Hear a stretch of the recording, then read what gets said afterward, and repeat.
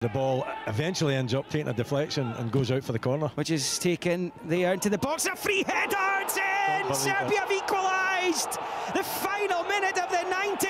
Jovic of Real Madrid has just broken Scottish hearts. The final minute of the 90, and Scotland's Euro 2020 berth for now has been snatched away from them. Serbia won, Scotland won. It's a sickener, isn't it? I mean, I don't know whether it's because he's a substitute and nobody knows who's picking up, but he's completely free from the outswinger. Tadic should have done better to get the corner, and he sclaffed it, but from the corner we don't pick up, just put in an area, and Jovic is just free to head it into the ground and away beyond Marshall. It is an absolute kick in the stomach for Scotland, really is. I said I don't believe it, but you know, with our history, then I really should believe it. But he's on his own, he heads the ball down, he does everything right in terms of getting it on target. It comes off the surface into the top corner. You know, it's not the perfect header, but he's got it on target. Well, it looks and he's not picked up. Looks as if it's McTominay, it's dropped him. I don't know if there's a little nudge at McTominay, but he was in the area, and he's just not concentrated for a split second. I mean, last minute, how many glory... listen, we've got an opportunity, but how many times do we have to take the sickener? It really is. I mean, we have managed this game perfectly up until the 89th and minute. Only 2 minutes were added on at the end as well. Yeah. Scotland were 2 minutes 20 seconds away from a major finals, and now it's back in the melting pot, and extra time very much the most likely outcome now. They've had chances as well either side of the Christie goal. Serbia won, Scotland won. And we're into the second minute of the injury time. Scotland have a cross ball into the box, but it's going to go high over the bar, and it's a goal kick to Serbia. And it will be Serbia going into this extra time period, assuming that's where this game is going, with the momentum having scored late on. No, absolutely, and you know, it's a big ask now for Scotland to, you know, dig out the resources, and they're going to have to find the resources from somewhere, because I'm sure that the majority of the players out there, as we were feeling that this was it, this was going to be Scotland's night. It still can be, of course, you know, but they've got to get the heads up. Don't let it affect them in any way whatsoever, and be positive about going into the extra time. Going to need some mental strength now. Ah, that's it. It's all over in Belgrade for the 90 minutes. Plus the 2 that were added on at the end.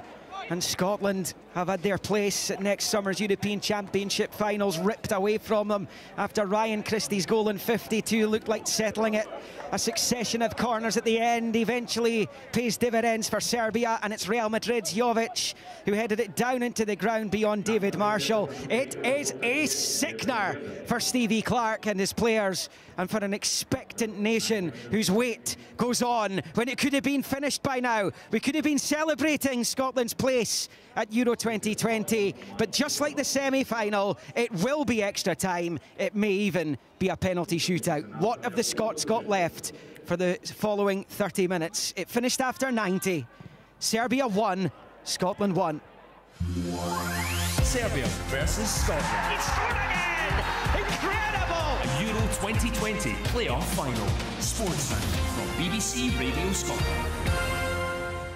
Unbelievable.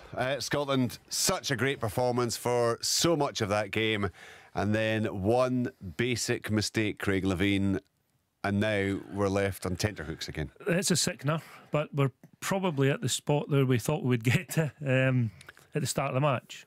So all is not lost. We've still got the 30 minutes and penalties to look forward to. Yeah, heading to that extra time without McGinn, without Christie, without Dykes. They look like good substitutions when you're winning 1-0 late in the game. That's the way it goes. That's the way it goes. And you know, the thing was that we lost the goal from a set piece, and I think that both McTominay and Gallagher have followed the same player, and left the goal scorer on his own. I mean, there was a sense, I'm going to say a sense of inevitability, Tom, just because that's what normally happens. But you're right, there wasn't. For the largest part, there was no stress in that game. Like 5 minutes before Jovic had a near post header, it was wide. They'd had precious little in the second half to feed off. You were anticipating a sucker blow at you, only because historically, not because of anything we've seen tonight, just because this is the kind of thing that happens to Scotland. But it wasn't based on any evidence on the night. But sure enough, history comes back and it kicks Scotland in the unmentionables. Northern Ireland also heading for extra time. They got a late own goal, 88th minute. Skriniar own goal in Belfast. Northern Ireland 1, Slovakia 1. Hungary have come from behind to lead Iceland by 2-1. That's deep into stoppage time. And we are heading into extra time. Ryan Christie with a goal for Scotland. Some really good opportunities, some really good efforts. And Scotland very much on top, only for Jovic to equalise in the 90th minute of the game. The extra time coming up live here on Sports and on BBC Radio Scotland with Willie Miller, Billy Dodds and Liam McLeod. You still had that nervy feeling going into those closing minutes, despite how comfortable it appeared to be on the surface of things. But when it comes to the Scotland national team, there's always something lurking in the shadows to bite you, and on this occasion it was Luka Jovic's header. They'd just about done it. Serbia takes centre, the start of extra time. Scotland have been at it all night. They need to produce 30 more minutes of it as Serbia attack immediately at the start of the extra time. It's a long clearance by the Scots into the centre circle, which is nodded out to the left-hand side for Katai, who looks up, knocks it to the edge of the Scotland D, headed away by Gallagher. I mentioned Serbia will have the momentum now. That might waken them up because they were slumbering for the 89.5 minutes prior to that. And that's going to go out of play for a Scotland goal kick down this near side. Scotland going in the all blue, right to left at the start of extra time. Serbia in their white with the blue across the shoulder. And the scoreline at 1 apiece. We still penalties again. We still have the opportunity, but you know, even in here we're pretty deflated, so you can imagine how the players feel. But you've got to keep going because there is a chance. And do you know what? Until 1 minute of just switching off, we were cruising this game. And we know what's happened to Scotland in the past, but still got to focus and realise, look, we can get through here, whether it's by winning it in extra time or getting through in the penalties, which we did against Israel. Yeah, might take the pens as Scotland pick up on the right-hand side. Lovely play there by O'Donnell, finds McBurney, so it was McLean. It's O'Donnell now, down the right of the box, it's McBurney, looks up, gets the early ball in, headed away, only half clear though. Picked up by O'Donnell again, he's driven for goal and the goalkeeper is to pat it over. Oh, that's a very good hit there by Stephen O'Donnell, took it on the kind of half volley, kind of sliced it towards goal.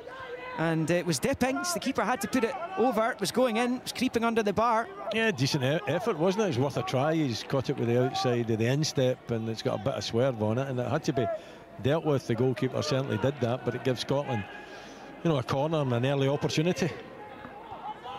2 minutes into extra time, Andy Robertson will take the corner. In Stringer with the left foot, what can he conjure up? In it comes, it's the goalkeeper beating it away, only half clear. Jack hits it, it's over the crossbar though.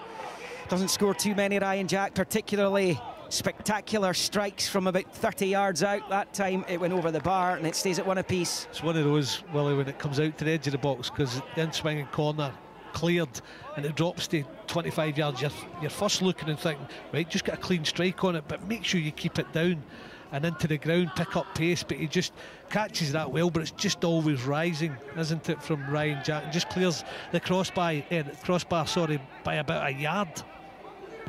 Good effort though. Headed away by Tierney into the midfield. McGregor moving it back the way, and it will be Tierney to his goalkeeper. Marshall goes long with the right foot, almost 3 minutes into extra time. Patterson tries to win the header. It's going to go out of play on the far side of a Serb. Scotland thrown to be taken by O'Donnell. It's got McBurney ahead of him. Scots all simply hope that Serbia go back into the shells that they were in for most of those 90 minutes. Long ball forward, trying just to see through these opening stages of extra time and get themselves back on top in this game, because they were by far the better side. So that goes back to Marshall, long right-footed up towards the halfway line. McBurney goes to attack it. It doesn't seem to have the same aerial prowess that Lyndon Dykes possesses.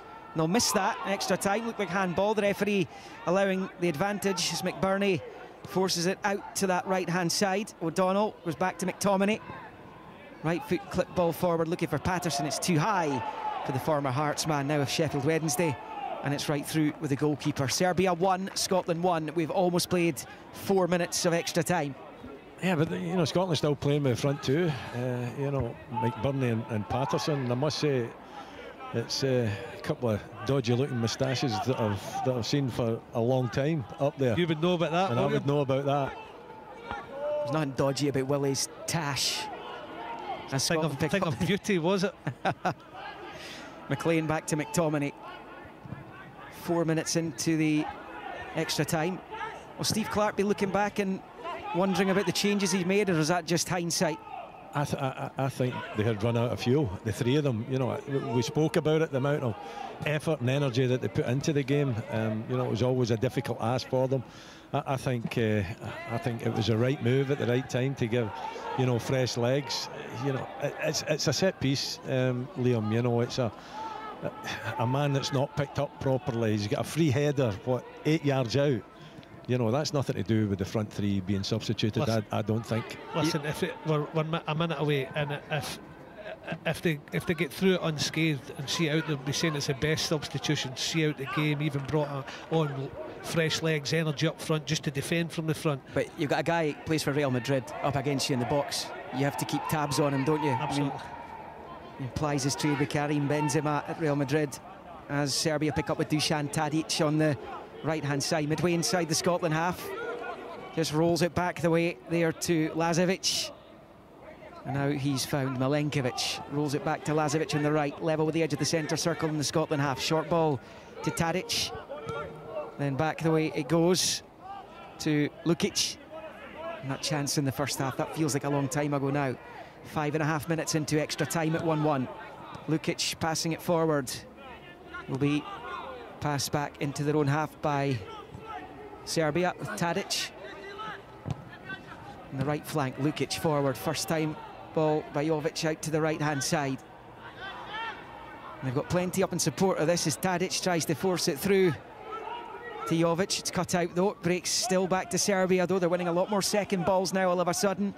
It's Tadic on the right-hand side moving infield. Little reverse ball, which was well read by McLean, who controls and clears up towards McBurney. No free kick. The referee's happy with the challenge, and it's Lukic for Serbia.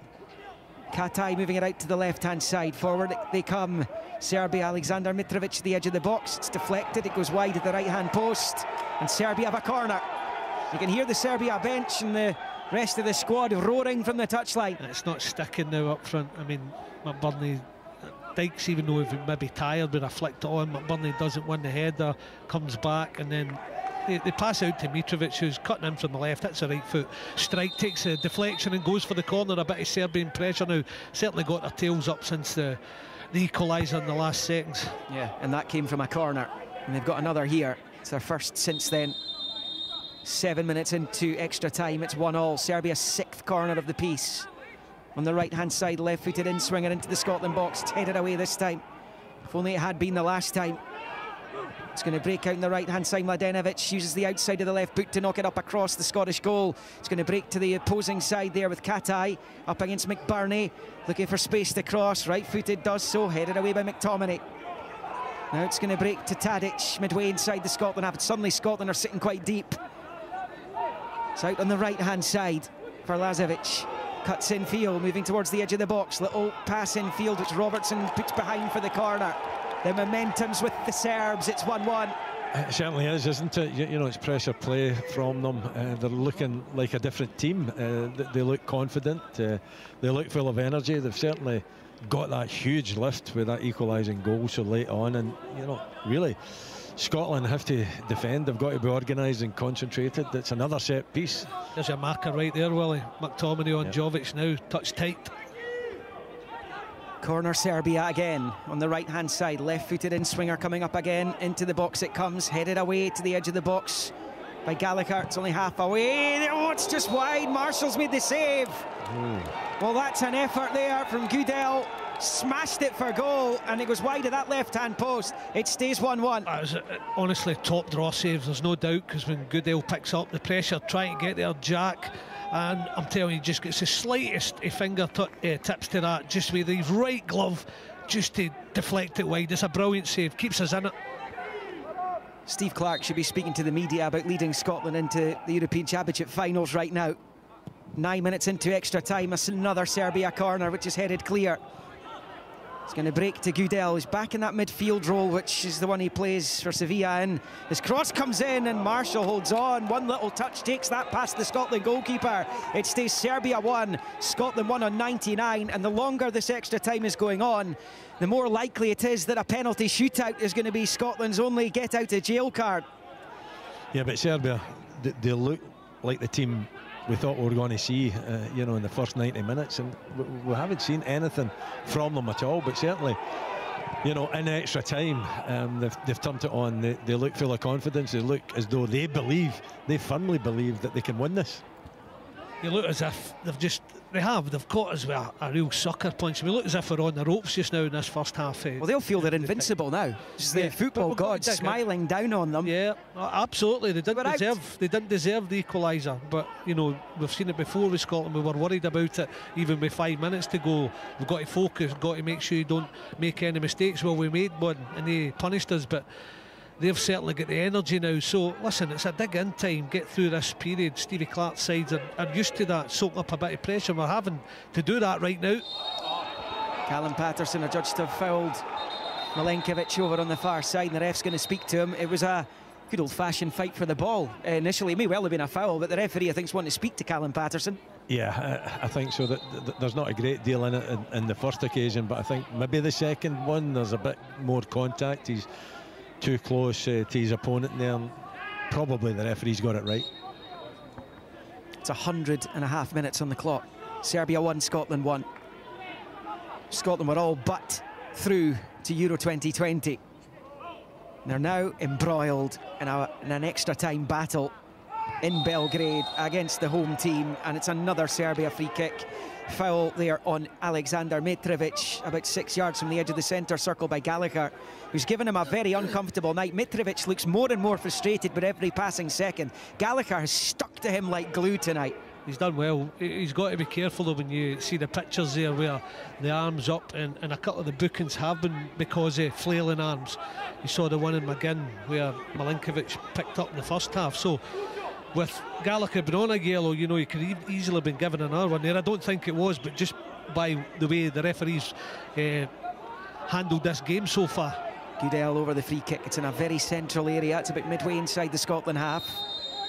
And it's the Sevilla player who takes it, and he's knocked it out to the right-hand side for Tadic. Takes a touch, looks at the Scottish box, crosses in with the left foot, and then it's headed back across the 6-yard box, and then it eventually goes behind for the goal kick with about 3 minutes left of the first period of extra time, where it is Serbia 1, Scotland 1 in the Crvena Zvezda Stadium in Belgrade.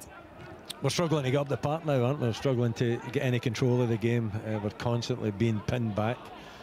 There doesn't seem to be any outlet when we do get possession at the back, up top. So is that a question of hanging on for penalties now? Well, it probably is. You know, if you get the chance, obviously you take it to go forward. And you know, to be fair to Steve Clark, he's still playing the two up top.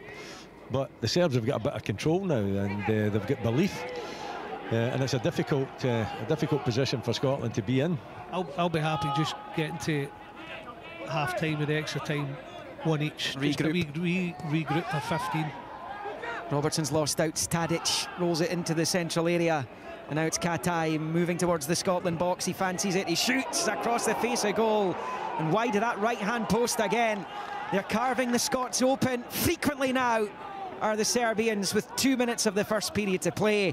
Serbia 1, Scotland 1, but the Scots are hanging on big time. Yeah, we are. There's no doubt about that, and it is very nervous and very disjointed. And you know, we're going back. We're not engaging. We're not getting wobbling, close enough. we're wobbling. Yeah, we're not getting close enough. We're not stopping them in their build-up play, and they're creating chances. You know, it's kind of a chance after chance in this first half of extra time. It sucked the energy out of us. You're right, because the cross they put in from the left foot in swinging about a minute ago. First half we were engaging, putting pressure on the cross, but we couldn't muster a jog even out to stop it, and the nearest player was 10 yards away from the cross coming in. It's a minute and a half of the first period of extra time to play, and it's Serbia in possession as it has been for most of it, with Lazovic down the right into the Scotland half, rolls it infield. Scotland are not winning the ball back anymore. It's simply not happening. It's played back to Gudel on the edge of the centre circle, turns it low out to that left-hand side. Katai's continued his run down the left, freed himself, but McTominay trying to get there. Katai steps away, drops the shoulder, cuts back onto the right, crosses in. It's evaded Mitrovic and goes behind for a goal kick to the Scots. 1 minute of extra time still to play. You do wonder if that late Serbia goal is going to be another to add to the list of heartbreaking Scottish international moments over the last 22 and a half long years since France 98. The Scots still have it within them to make sure that it isn't. They can still make this an oh so memorable night, but it's going to be so much more difficult now as a long ball Marshall out to McBurney. He can't make it stick, though he did win the header. It does break back to the Scots with Tierney on this left-hand side. A long ball up into the air, which goes out for a Serbia throw-in. The final few seconds of the first period of extra time. One apiece. Jovic cancelling out Christie's goal. It looked like Ryan Christie was going to take on national hero status for the rest of his life. But for Jovic, and it's Serbia coming forward, it's knocked away by McTominay out to the near side, and the half-time whistle goes, and one of the nicest sounds of the evening, it has to be said, was referee Lahoz's whistle there as he blew 3 times for the halfway period of extra time. Jovic cancelling out Christie's goal in that second half as we went in towards injury time in the 90. A horrible moment. The Scots have negotiated just the first 15 minutes of extra time. We're in Belgrade. It is Serbia 1, Scotland 1. Serbia versus Scotland. It's scored again! Incredible! A Euro 2020 playoff final. Sportsman from BBC Radio Scotland. It's been hard to watch the first 15 minutes of extra time. Now, just 15 minutes away from another penalty shootout, and I think most Scotland fans would probably sign up for a penalty shootout right now, the way the extra time period has been going. Very, very different Scotland, with Ollie McBurney strolling around up front, as opposed to Lyndon Dykes giving absolutely everything for the cause. Quick turnaround, of course, just to update you on what's happened elsewhere in the playoffs. Hungary, 2 goals in the final couple of minutes to come from behind and beat Iceland 2-1 in Budapest. North Macedonia through to their first finals. They won away to Georgia in Tbilisi. Northern Ireland approaching half-time and extra time, 1-1. An own goal 2 minutes from the end gave them the chance to go into the additional period. And of course, in Belgrade, Serbia 1, Scotland 1. It's the final chunk of play, and it's about to unfold live as ever here on Sportsound on BBC Radio Scotland. Whatever happens, Stuart and Tam will be here following sports, and they'll take you through till about 11:30 as they reflect on the night. Let's hope they're reflecting on a dramatic, successful conclusion to the evening for Steve Clarke and Scotland. Back to our commentary team of Willie Miller, Billy Dodds and Liam McLeod. I don't know if I can watch it, but then I have to. There is no choice in the matter. As Scotland prepared to get the second period of extra time underway, shooting left to right in their navy blue. Serbia all in white with the blue across the shoulders. And they'll go right to left as Robertson picks up and finds McLean. Forward to McBurney, back out wide left to Robertson. Both he and Christie had chances to make it 2 or 3-0. Should have made that a very easy closing stages rather than what manifested itself with that Jovic equaliser. As Marshall goes long, it was played back to the Scotland goalkeeper, looking for O'Donnell, couldn't get there, and it's hoisted into the stand there by Gallagher for a throw into Serbia. There's no fans inside the ground. What you're hearing in the background is the Serbian coaching staff and the rest of the squad. And no doubt there'll be a few officials, security officials around the stadium as well, who are of a local persuasion. That's passed back into the penalty area for Kieran Tierney. Looks up, it's another long ball, and they're not making anything stick. McBurney and Patterson seemingly cannot do what Lyndon Dykes does in a Scotland shirt. They're running around a bit, but they are not able to make it stick whatsoever. It's just not happening. And it's a big problem. You know, it's a big problem when, you know, you're pinned back and the Serbs have got their tails up and they're playing some nice football and they've got a lot of belief about their game. And you've had that hammer blow just before, you know, the full-time whistle to take it into extra time. And whenever you're looking for that outlet, we spoke about it when Dykes was making the run into the channel. to help his defenders. You need someone that is going to win the header, take it down in the chest, and then somebody to link up, and it just hasn't happened with Patterson. The pressure's immediately back on you. Yeah. Don't get me wrong, the quality up to them is not great. That's a lump, but the difference with Lyndon Dykes is he'll flick it on and maybe give it a chase, and they're turning it on the back foot, or he just gets you something out of nothing.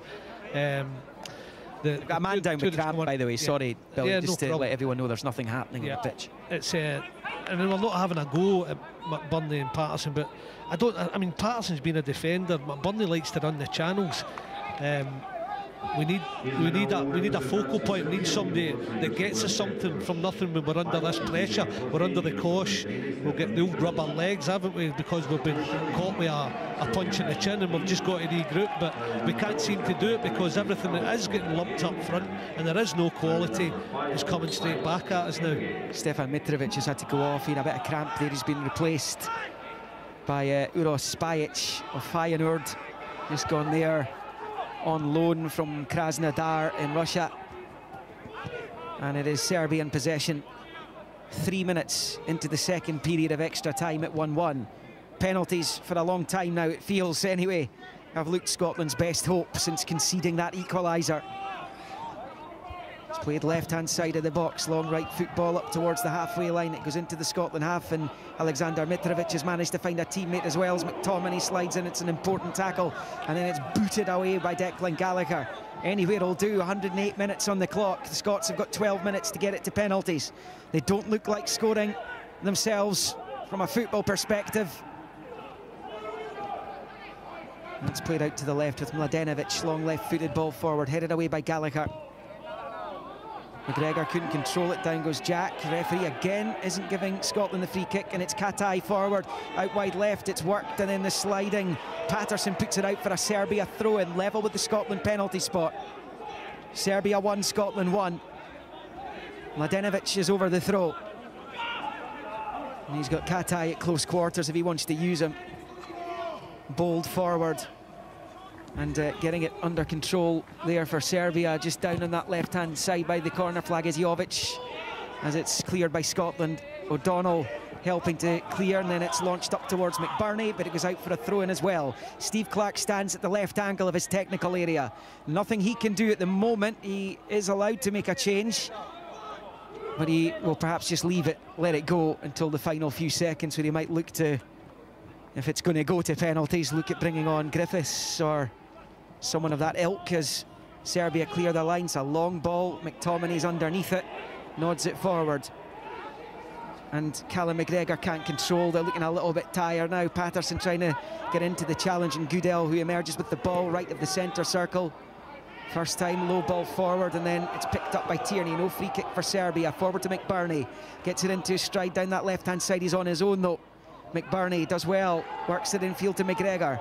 McGregor moving it infield for Ryan Jack. Options right and left. Jack goes down. Ball was nicked off him though. It's O'Donnell who goes down. Referee again says no free kick.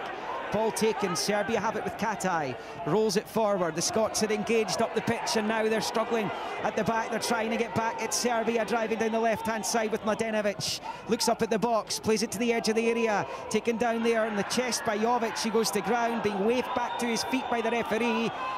Just in the 18-yard line. Serbia continue though, down the right-hand side. The cross comes in, Jovic heads it for goal, well wide of the left-hand post. Serbia 1, Scotland 1. We've played 5.5 minutes of the second period of extra time. I thought we should have had a free kick. Yeah, Donald, the second one was a definite free kick, maybe not the first, but we're hanging in again. They go on the break on us and create a wee opportunity, will they?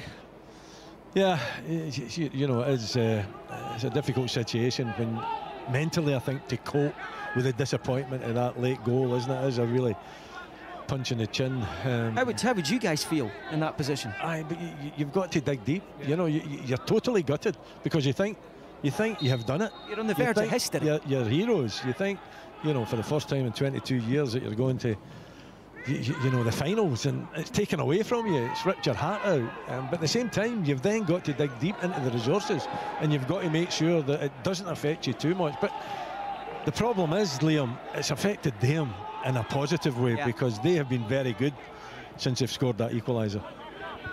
It's hard to recover from deflation. been so close, but the top players do. And you know what? We're still in there. We're still hanging in, and coming up 112 minutes now. 8 minutes to go. You're thinking, can we get through it and leave it to David Marshall? We don't deserve to win it in extra time. We deserve to win it in normal time.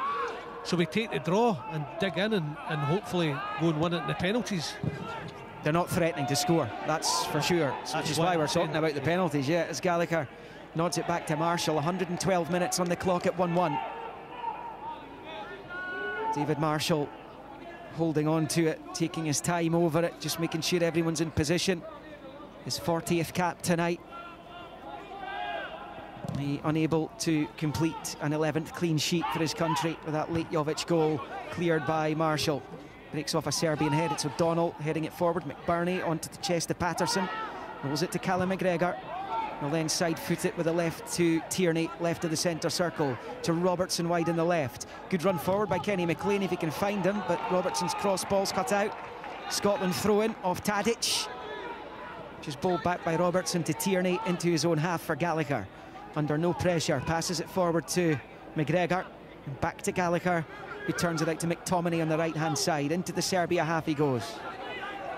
Scotland with some much needed possession of the football here. 7 minutes to play. There's no doubt that they need it, you know, and it's decent stuff as well, you know, beginning maybe to get a little bit of confidence, unfortunately. Robertson. David Robertson, and control who can't control the ball out Robertson, there. Yeah. You know, they had a little bit of momentum going there, and I think you need that, you know, when you've been under the cosh so much in extra time, you need a little bit of respite, and that was an opportunity for them to put Serbia under a bit of pressure and ask a question or two. You know what I'm worried about now as well, when you think about, we've talked about the strikers coming on and the ball's coming straight back, the quality's not great up to them, but you're thinking of the types of players that are left on the pitch, and I think, Liam, you touched on earlier where Lyndon Dykes 3 penalties this season.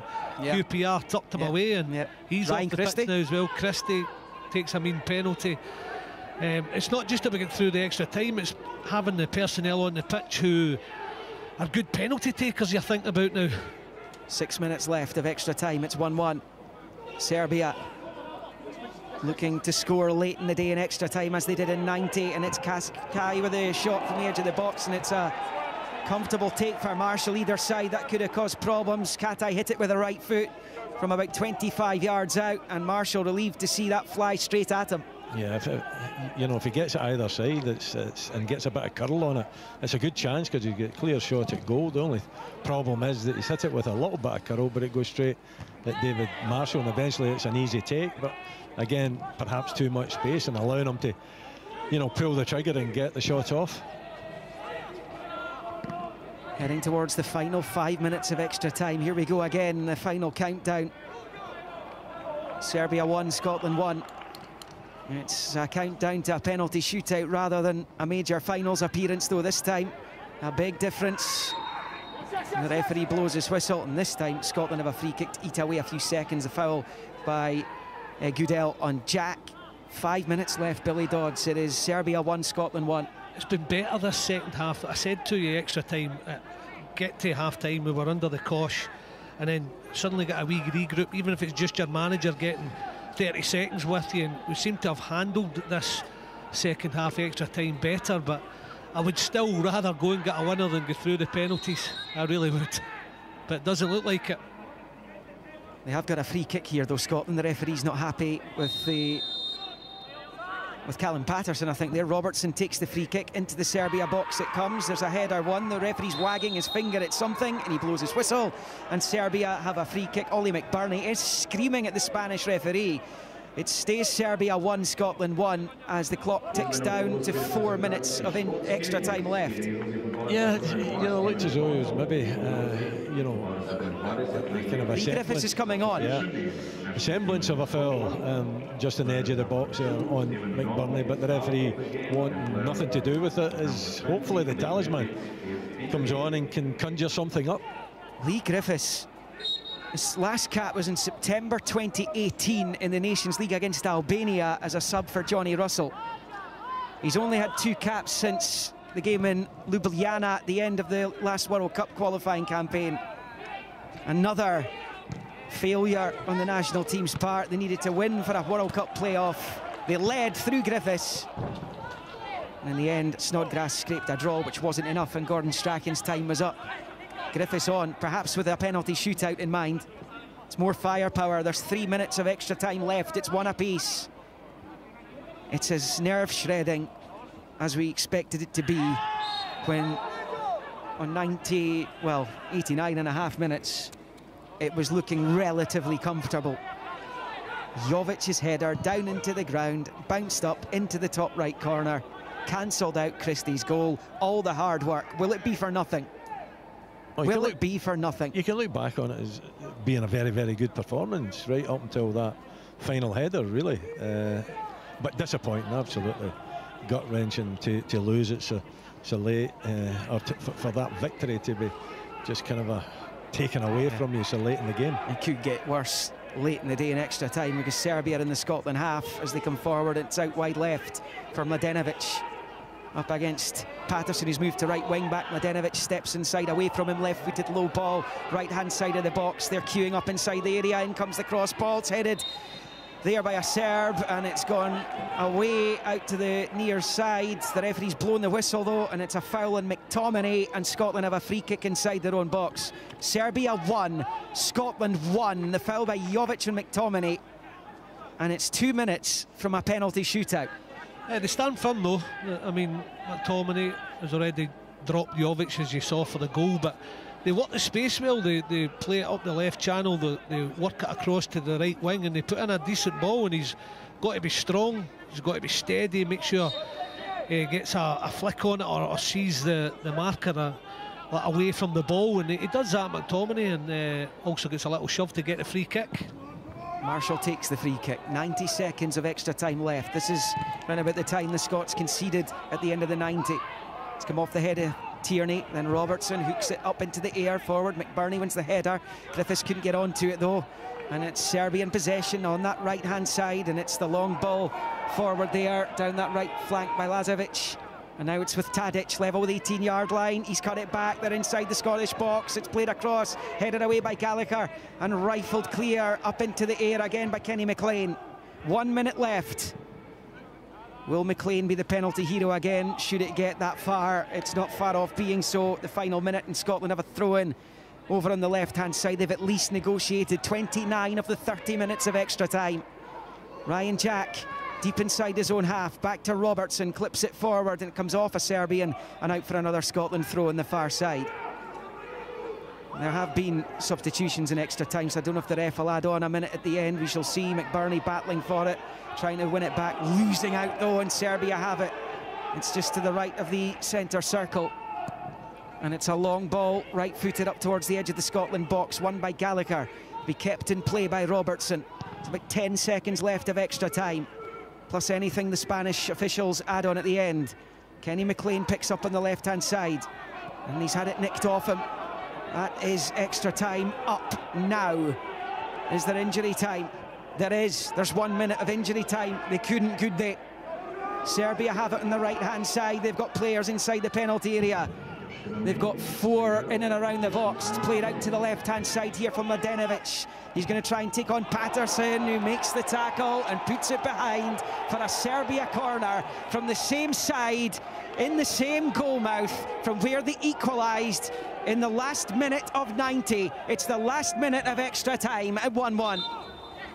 Yeah, we kind of get the feeling of deja vu, don't you? I was thinking exactly that when Patterson did well to block it for the corner. Then you're thinking, surely not again. Well, this is a huge moment. It's a penalty shootout. Scotland concede here, they're out. Mladenovic over it, left-footed out-swinging corner. The referee adding to the tension, blowing the whistle. He's not happy with the pushing and shoving in the box. We've seen many penalties given from this kind of situation with VAR. As the ref sorts things out, and now we've played the injury time minute, and Serbia have the final chance of the football match to win it and knock Scotland out. Mladenovic with the corner. It's headed away this time. There's an effort from the edge of the box, which has gone wide, and it is penalties. Scotland were so close to doing it in 90. 89.5 minutes. Jovic with the header. Broke Ryan Christie's heart, broke Scottish hearts. But will that be the big moment? Going into this penalty shootout, it finishes after extra time in Belgrade. Serbia 1, Scotland 1. Well, at least we didn't concede a penalty, the header in the final minute of extra time like we did at the end of the 90. The Scotland players trooping off to have some hydration, no doubt, to have a few words with the manager. And like, in many ways, Craig, we've landed up where I think we anticipated landing up. But for the largest part, well, certainly of the 90 minutes, that was as strong a Scotland performance as we've seen. And it feels like such a missed opportunity right now. Yeah, I mean, it's as good as Scotland have played in a long time. And I think they deserve to be in front and deserve to win the match over the 90 minutes. But you have to focus for the full 90 minutes. And that goal we conceded from a corner was just an error, I think, between two players who weren't quite sure who was picking up who, and it resulted in what you saw was a last minute or 2 minutes, I think, to go equaliser. The thing is now, as you say, we're in the position that we kind of wanted to be in at the beginning of the match, but it just feels different because we were in front. If we'd have been the team coming from behind and getting a draw, then we'd be elated going into this penalty shootout. We just have to keep our fingers crossed that David Marshall can do us a turn here. So the penalty shootout against Israel: John McGinn, Callum McGregor, Scott McTominay, Lawrence Shankland and Kenny McLean. Well, we've got McGregor, we've got McTominay and we've got McLean on the park. You assume all three will take? Lee Griffiths has to take one, doesn't he? Well, I think Robertson? I think Steve put Lee Griffiths on with the view to go into penalties. I'm pretty sure of that. So I would think, well, do you want to try and name them? Well, I mean, the three I mentioned. McTominay. Yeah, McTominay. McLean. Griffiths. Yes. Robertson, maybe? Robertson. And Callum McGregor. Possibly. Yeah. But we'll see very shortly. We will. Well, the final little chat between the officials down there. They're deciding which end. There's a massive huddle going on with all the Scotland players, coaching staff, management. It's all come down to this, folks. The campaign began in September 2018, essentially. The finals will take place in the summer of 2021, all things being well, and the next few minutes will determine whether or not Scotland are going to be part of it. Dusan Tadic, Andy Robertson with the referee. This can be important. It's the toss of the coin to decide who goes first. And he's just explaining to the two captains exactly what, I'm not quite sure what's been decided, to be honest. They tossed the coin. Oh no, they've decided, I think he said which end they're going to be taking the penalties at. Andy Robertson decides. Tadic, I don't think altogether delighted with what the referee has decided there, but Andy Robertson has been given the option, and I think he has said Scotland will go first. He kind of pointed to his own chest, and it's off to the Scotland left. Someone is going to be a hero in the next 7 or 8 minutes. I'm kind of hoping it'll be a Scot. I hope it's not VAR, that's what I say. Oh, gee, don't even think about that. Right, David Marshall making his way down. Maybe David Marshall can do what he did in the penalty shootout against Israel. Then he saved the first one, didn't he, from Aaron Zahavi, and from there on in, Scotland just kept on scoring. It will be Scotland to start the penalty shootout, and all of that is going to be described by Liam McLeod. And Lee Griffiths is first up. Just wonder how everyone's feeling right now, from the players to those listening and watching at home. History beckons. Will the door be slammed in Scotland's faces yet again, as it has been so often on 10 qualification failures over the last 22 and a half years?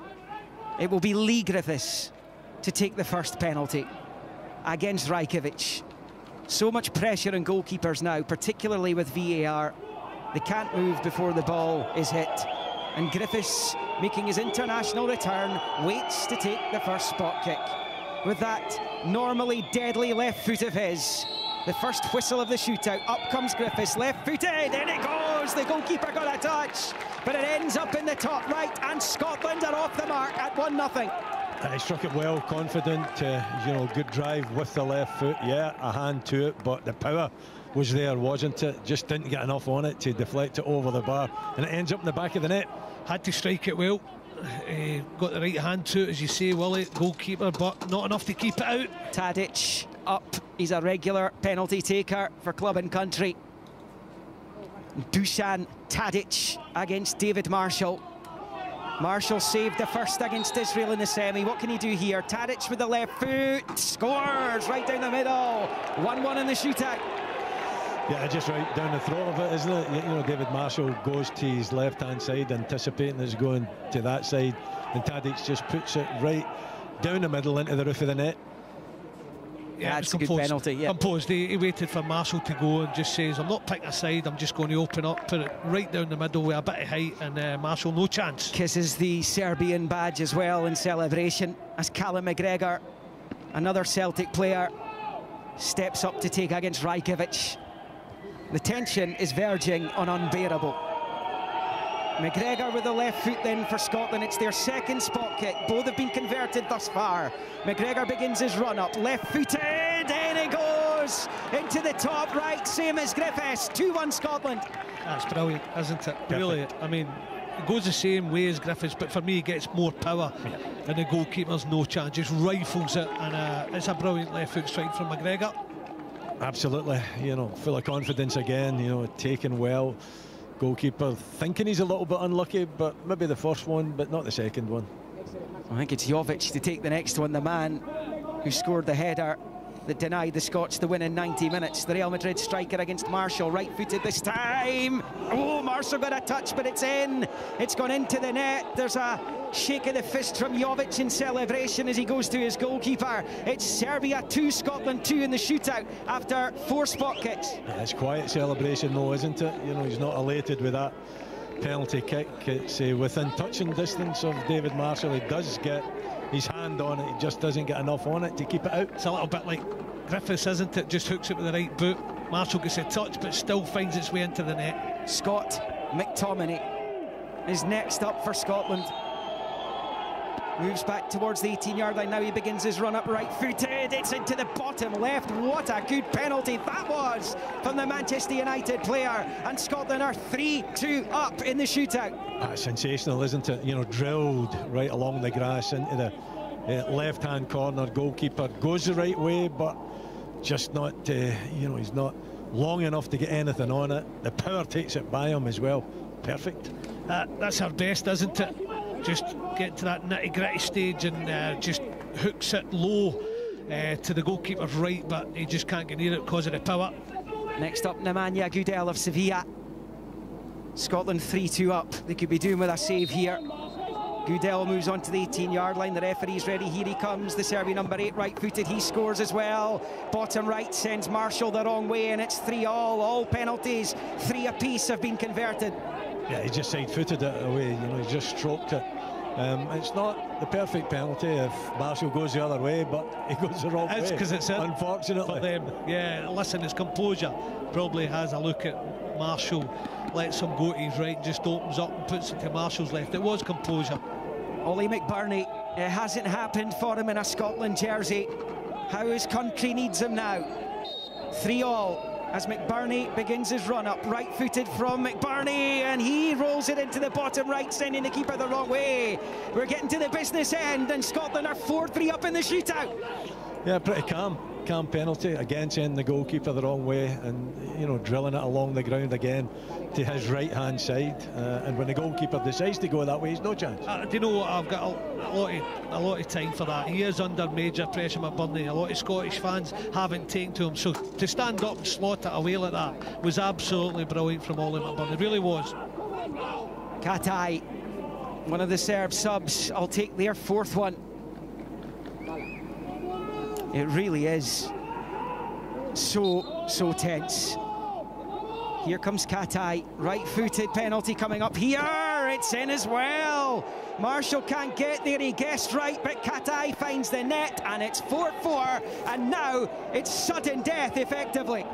Yeah, he just drilled it. I think it's more or less, not a little bit to David Marshall's right-hand side, but He's got a good bit of height in it as well, and a lot of power over the top of the goalkeeper. He goes the right way, doesn't he? I'm just wondering if maybe his feet gave way and slipped a little bit and he couldn't get any purchase, because it looks as if it goes right over his left hand, David Marshall. But anyway, it's in the net. Katai scores, and it really isn't squeaky bum time. 4 penalties each, all scored. Kenny McLean cannot afford to miss. The man who won the semi-final, run up with the left foot. It is Kenny McLean. It's in. He puts it to the goalkeeper's right, his left, and Scotland lead 5-4 in the shootout. And suddenly, if Serbia miss their next one, Scotland are at the Euros. It's a great penalty as well, isn't it? You know, he's opened up his foot. He's put it, you know, to his left-hand side. Plenty of power in it as well. I fancied him, Willie. We've seen him score the decisive one against Israel, but just that was calmness personified. And we have a moment here. Can David Marshall pull it out? Unfortunately, Serbia have got Alexander Mitrovic in reserve for this 5th penalty. If he can't convert, Scotland go through. It is Alexander Mitrovic, right-footed penalty. Saved! Saved! Scotland are through! The torture, the pain, the anguish is over! Scotland are through to Euro 2020! David Marshall, national hero in Scotland forever, as he throws himself to his left to deny Mitrovic. The Serbs are going to the referee wanting a retake. The Scotland players celebrate. So many years of failure, decades of failure, have come to a spectacular penalty shootout end in Belgrade. A stunning moment for Marshall. Threw himself to his left to deny the Fulham striker. And Scotland have qualified for a major tournament finals. After so much heartache down the years, after so many tournaments missed, so many big stage moments, a generation has not been able to take part in, has not been able to watch, and suddenly that is all over in one save from a penalty in the Serbian capital. Stunning, simply stunning, and a moment that will never, ever, ever be forgotten by any of the Tartan army, who will now celebrate rightly long into the night after a high drama, high stakes shootout in Serbia. Euro 2000 was missed. The World Cup in Japan and Korea was missed. Greece won the one in Portugal in 04. Before Germany, Austria, Switzerland was missed. South Africa was missed. Poland, Ukraine in Euro 2012. Brazil in 14. France in 16. Russia 18. Scotland will be back on the biggest stage of all. They will be in Group D of Euro 2020, where they will host 2 matches, beginning against the Czech Republic on the 14th of June 2021. They'll then go to Wembley to face England before finishing off against Croatia back at the National Stadium. What was once a dream is now reality. It finished Serbia 1, Scotland 1, with the Scots winning 5-4 on penalties. Serbia versus Scotland. He scored again! Incredible! A Euro 2020 playoff final. Sportsman from BBC Radio Scotland.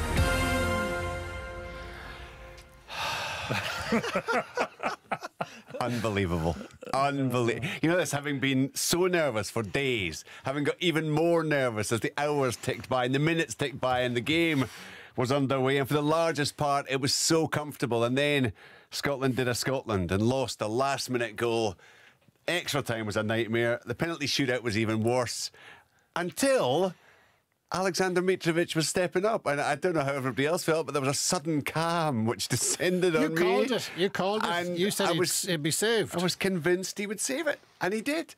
And we're going You're the new Uri Geller. I am. I'm the new Uri Geller. And next summer we're going to Hampden.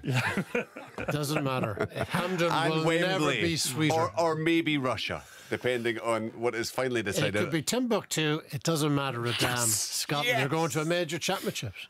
22 years.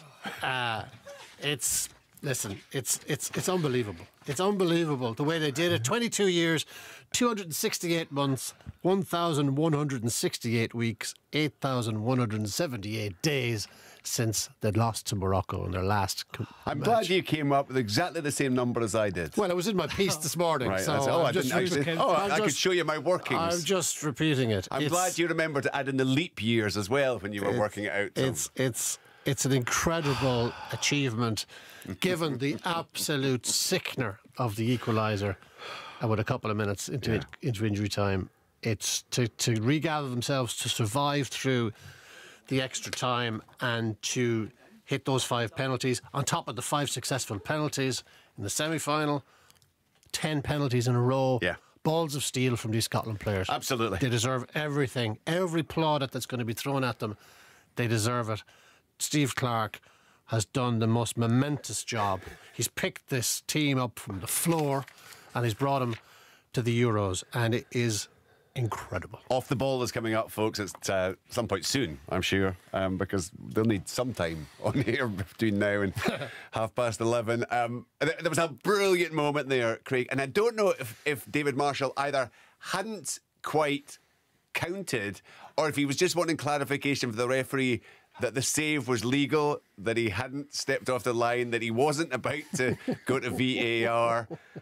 I don't know either, actually. He just kept looking at the referee, kept looking at him. He was asking a question of some sorts, wasn't he? But he got the thumbs up. And then the look on that man's face. Oh, I'm so pleased for him. You know, I mean, I'm absolutely thrilled for Steve Clarke. You know, thrilled. He for what he's done. If we hadn't qualified through the penalties tonight and we'd gone out, having been a minute or so away from winning it in normal time, it would still read like a non-qualification.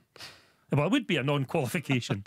And the point is, he has, Tom, you're right, he's picked this team up from nowhere. Yeah. And we've watched every game as they've progressed. And I was very, very confident going into the game tonight that we would qualify. But, dearie me, that didn't have to put us through the ringer, did it? And the equaliser, it was so unlike a Steve Clarke team. To lose the attacker, to lose Jovic in the box the way they did, McTominay just stepping off him. You don't see Steve Clarke's teams doing that too often. And for in the 90th minute, what was it, 2 minutes and 20 seconds to go of extra time or added time, that would have absolutely broken the Scotland players. Or you thought it would break the Scotland players, but they hung in. And it just shows you the difference now with this team. The character that they have, the self-belief that they have. Players say, "Oh, we believe in ourselves. We believe." Well, they have to prove it. Words are cheap, and words have been cheap over 22 years for Scotland. Succession of Scotland teams saying, "Oh yeah, we believe we can do it." These guys said they could do it, and have proven.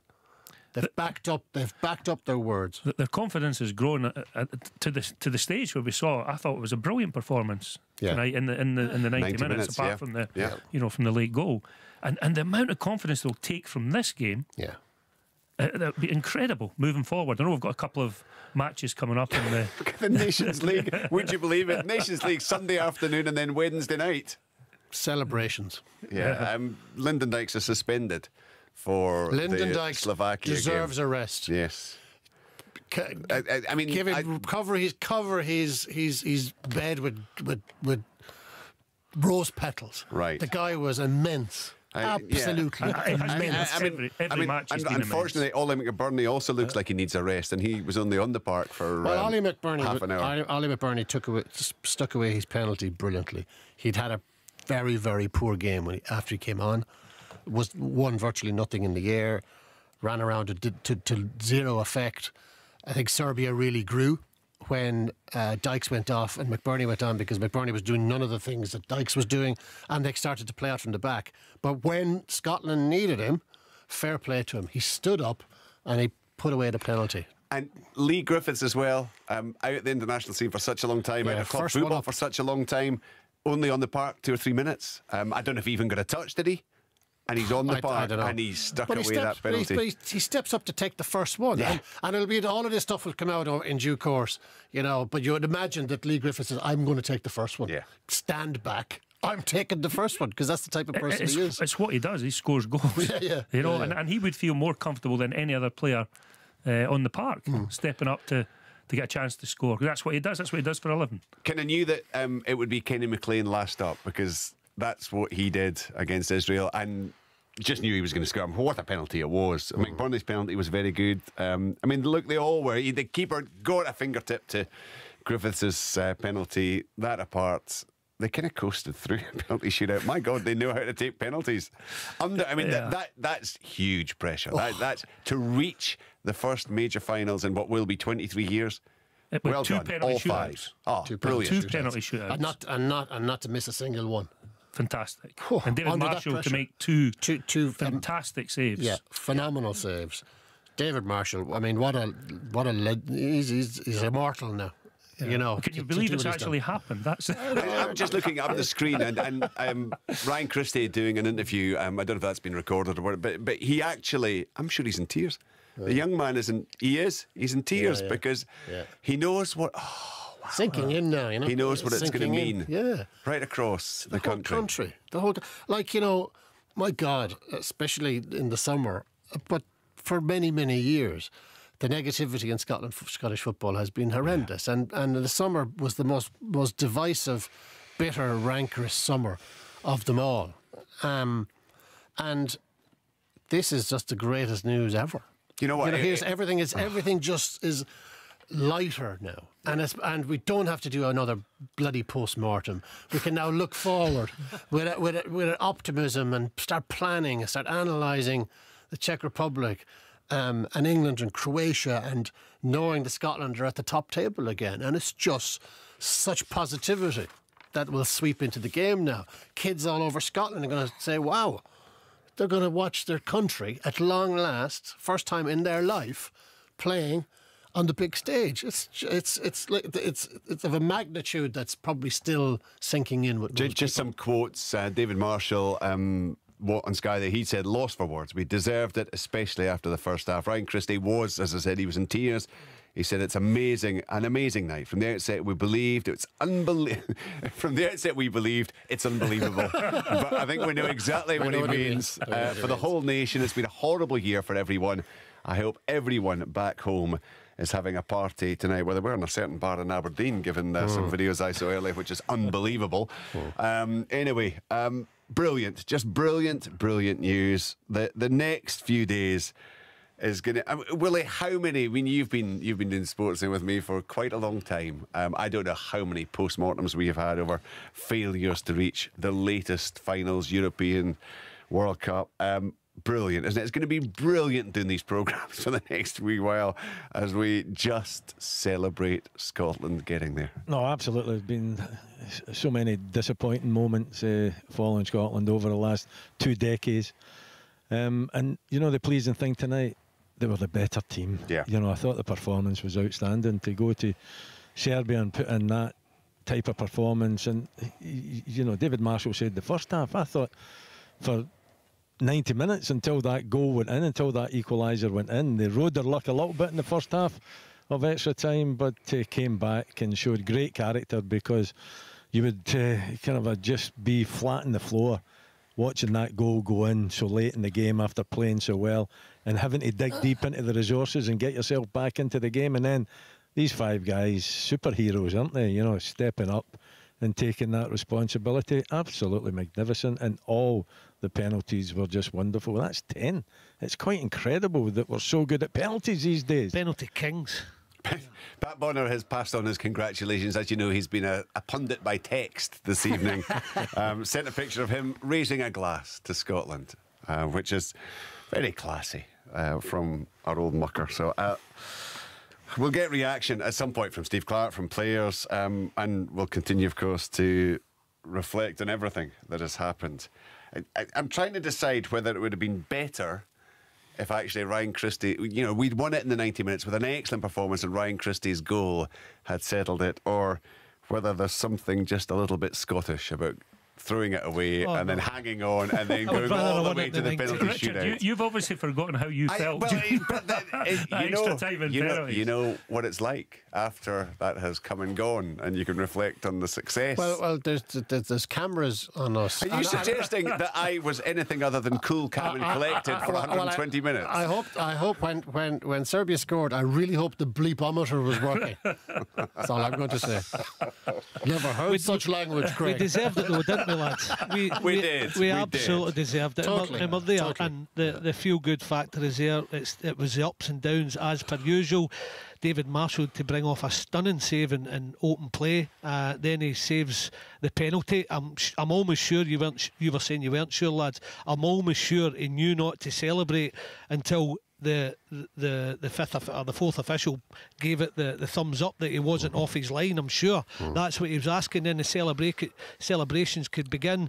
And you know what? We can pay off a loan now as well, the SFA, with that 9 million, can't we? So everything is looking rosy. It's brilliant. It's hard to sink in just now that we're actually at a finals for the first time in 22 years. Yeah, absolutely.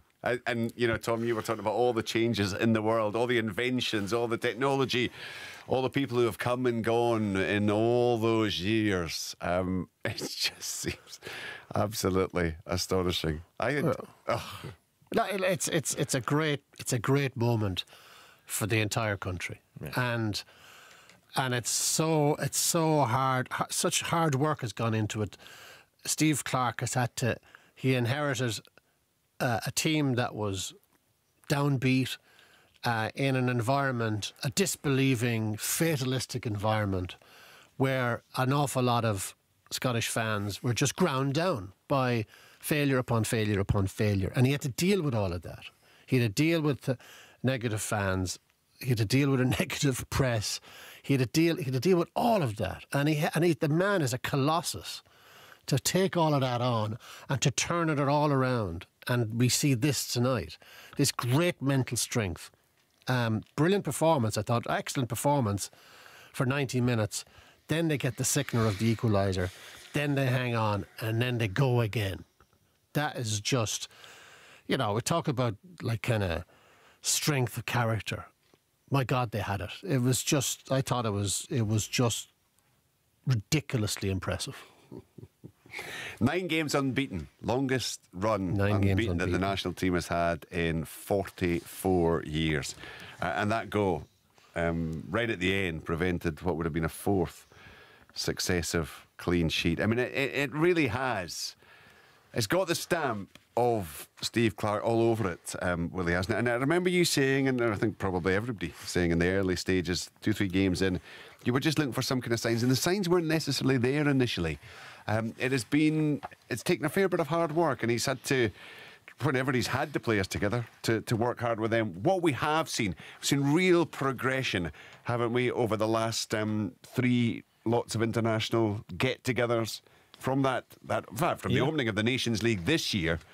Actually, the big change in the international team. Yeah, there's no doubt he's done a magnificent job. I think we were all supportive of him when he was appointed, and we expected him to put a team out there that was disciplined and hard to beat. But tonight, I think that's been his best performance. That's been the team's best performance, playing against Serbia, a top nation. The tactics that he laid out, the fact that they were on the front foot, they played a high line. They should have won the game comfortably in normal time. They didn't, and they battled back, and then they showed the real character to stand up there when the pressure's on. These 5 superheroes at the end, and to every one of them to find the back of the net, to give the nation just that feeling of being at the top table again. Listen, I'm delighted for the players as well, because there's been a generation, you mentioned some of them earlier, that haven't tasted a major championship finals. These guys deserve it. Delighted for them, delighted for the Tartan Army. Let's hope they're allowed to actually get inside the grounds to see some of these games. It's looking good that some of them might get in, but it's just wonderful that we're back there again, Richard. Yeah, I'm just looking at some great pictures on the BBC Sport website. One after Ryan Christie's goal, actually, where he's wheeling away and Lyndon Dykes is wheeling away behind him, and Andy Robertson's there with his fists clenched and huge smile on his face. Right now, on the main bbc.co.uk/Sports Scotland, the main picture is just a good old-fashioned pile-on. With I think every single member of the squad, and you pick out each of the individual faces. It is undiluted elation. And actually, there are some really good people in the game, and there are people that you really like to see good things happen to. Craig, David Marshall is one of those, isn't he? He's been a really good goalkeeper for such a long time. But what a really nice guy. Brilliant guy. And also, I mean, while he was talking about 5 heroes, I was just about to throw in Marshall. Marshall as well, because, I mean, that's 2 games in a row where, you know, we sometimes go right to the brink, don't we? And then we fail. You know, at this time we've gone right to the brink. We've managed to claw our way back. And David Marshall, for me, is the guy who has come up trumps in this particular situation. Not just because he's penalties, Craig. He had a brilliant save in the first half. He kept us in it in the extra time as well with the fingertip. He did, great save. Absolutely, and he deserves all the plaudits that come his way for sure. Yeah, I mean, it was an incredible. To think of where we were maybe a few months ago when we were questioning the system, questioning the personnel within the system, and then you see the momentum growing, then you see the performances getting better, then what we all expect is the typical Scottish up and down because we play so well, we deserve to win it, we get the sucker punch. But the way we regroup, you could see that we had every asset of the game tonight in terms of the way we played, the way we defended, the mental strength to get through the hard times, the actual body blow to get through that, and then to stand up and take the penalties is no easy thing either after an hour and a half just, well, more than that, isn't it? Well, an hour and a half of just constant pressure, effort, and suddenly you've got this mental strength to come up and score 5 penalties in the trot and get yourself through it. All over it really was managed really well, and the players have got to take a lot of credit because they were on their knees and picked themselves up to win that penalty shootout. And the manager's made big calls, isn't he, by taking Dykes off, Christie and McGinn. Now, you can imagine if we don't qualify, the questions that's going to come the manager's way, but that I thought that was part of the game plan right from the start, because we mentioned it on a number of occasions, the amount of work rate that these 3 were doing up there and closing the Serbs down. You felt that they were going to run out of legs and that change had to be made, but it's still a big call to take these 3 off, and it's worked not perfectly for them. Well, it has worked perfectly for them because we're in the Euros and that's the most important thing. I mean, I don't even care about Slovakia on Sunday right now. I was going to say that I was going to start a discussion about clearly changes will be made, and obviously I'm sure I'm right in saying Dykes is suspended. I'm sure he was booked. A couple of bookings, so he won't be playing obviously in the game on Sunday afternoon. Do you know what? We'll turn our attention to that at some point. They'll maybe talk about it tomorrow night. We'll maybe talk about it on Saturday. Richard, can you get me the address of that party in Aberdeen? I think you know the establishment. It's been in the news fairly recently regarding the pandemic and Scottish football. That's all I'm saying. Okay. I'll see if I can get another 7 pals in. Yeah. Yeah. There'll be plenty to choose from there by the looks of things. Brilliant. You'll maybe talk about it on Saturday. Maybe by Saturday we'll maybe be able to talk about Slovakia. When it's after 2 games of Steve Clarke's reign, I think that was a victory against Cyprus, and it was 3-0 against Belgium. Yeah, I went to see him at Hampden, and what I took from that was, all this negativity was swirling around his ears, but the strength of the guy was incredible. And he said the Tartan Army have been through a lot, but they want to love this team. You can see that. You can feel it. Hopefully I can keep them on side. We've got a long road ahead, but there's a fierce determination. And when you've got that, you've got a chance. And the fierce determination came out. Yeah. It came out. Beyond it's been that, there for a while. Narrow home defeat against Russia. Couple of 4-0s back-to-back against Belgium and Russia. And then the transformation began. San Marino, Cyprus, Kazakhstan all swept aside. No international football for about 10 months, and then back in September, starting off the Nations League with a draw against Israel, the win in the Czech Republic, the playoff final against Israel, 0-0, and the penalty shootout, victories against Slovakia and Czech Republic in the Nations League, and it all led to Belgrade tonight. And it was Scotland who emerged triumphant. They went ahead through Ryan Christie. They, in typical Scottish fashion, conceded a sloppy last-minute goal, just about got through the extra time, and then won it in the penalties. Thanks to Craig and to Tom for being with me here, to our commentary team, Billy, Willie and Liam in the other studio. Really, really special. We've waited a long time. There'll be those of you who are listening, lots of Scottish football fans who have never seen Scotland at a major finals. Well, that is about to change next summer.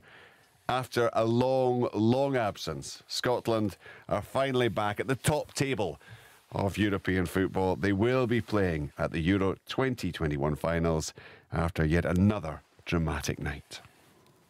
Serbia versus Scotland, a Euro 2020 playoff final. Good evening and a very warm welcome from me, Richard Gordon. Tonight, Scotland just 90 minutes, 120 minutes, maybe a penalty shootout away from reaching the first major finals since the 1998 World Cup. I mean, nerves are important. It means something to you. No, it's good to have butterflies in the stomach. Yes, you know it's true. There's a love that's everywhere, and I can feel it. Steve won't need to G anybody up for this match tonight. And it's very nervy. 26.5 minutes played, Serbia 0, Scotland 0. I think it's nervy for Serbia. I don't feel that Scotland are nervy at all. I think, you know, they've got the game plan. It's a high press that they're playing.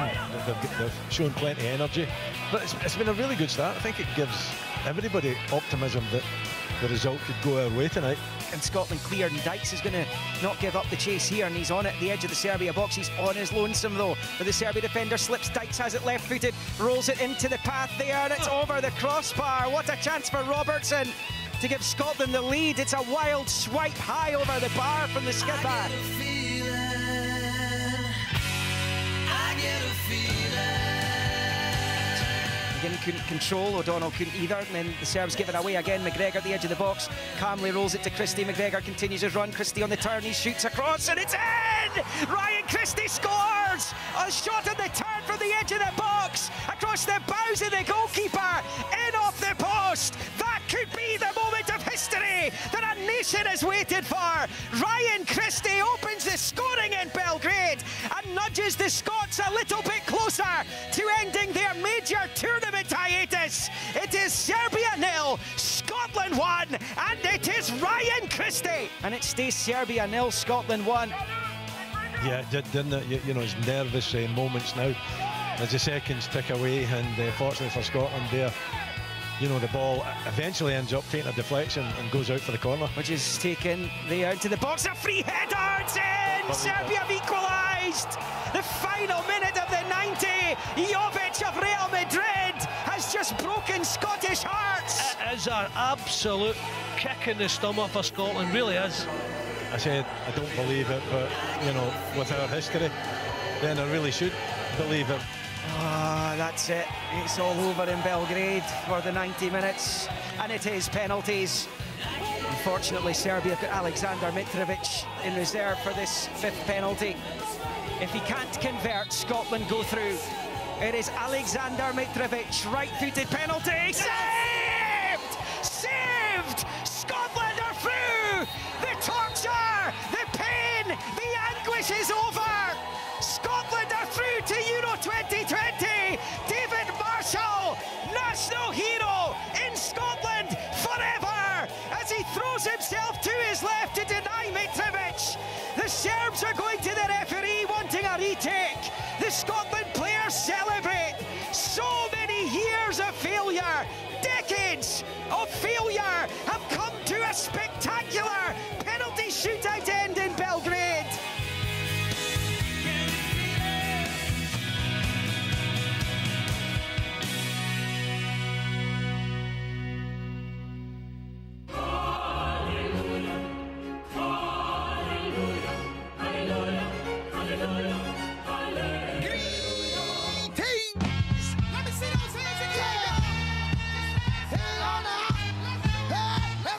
You're tuned to Off the Ball, the most petty and ill-informed sports programme on radio. A single word for Scotland, the last kick of the ball. And where were you when the penalty was saved? I'm Stuart Cosgrove, he's Tam Cowan, and you're tuned to the odd couple of Scottish football.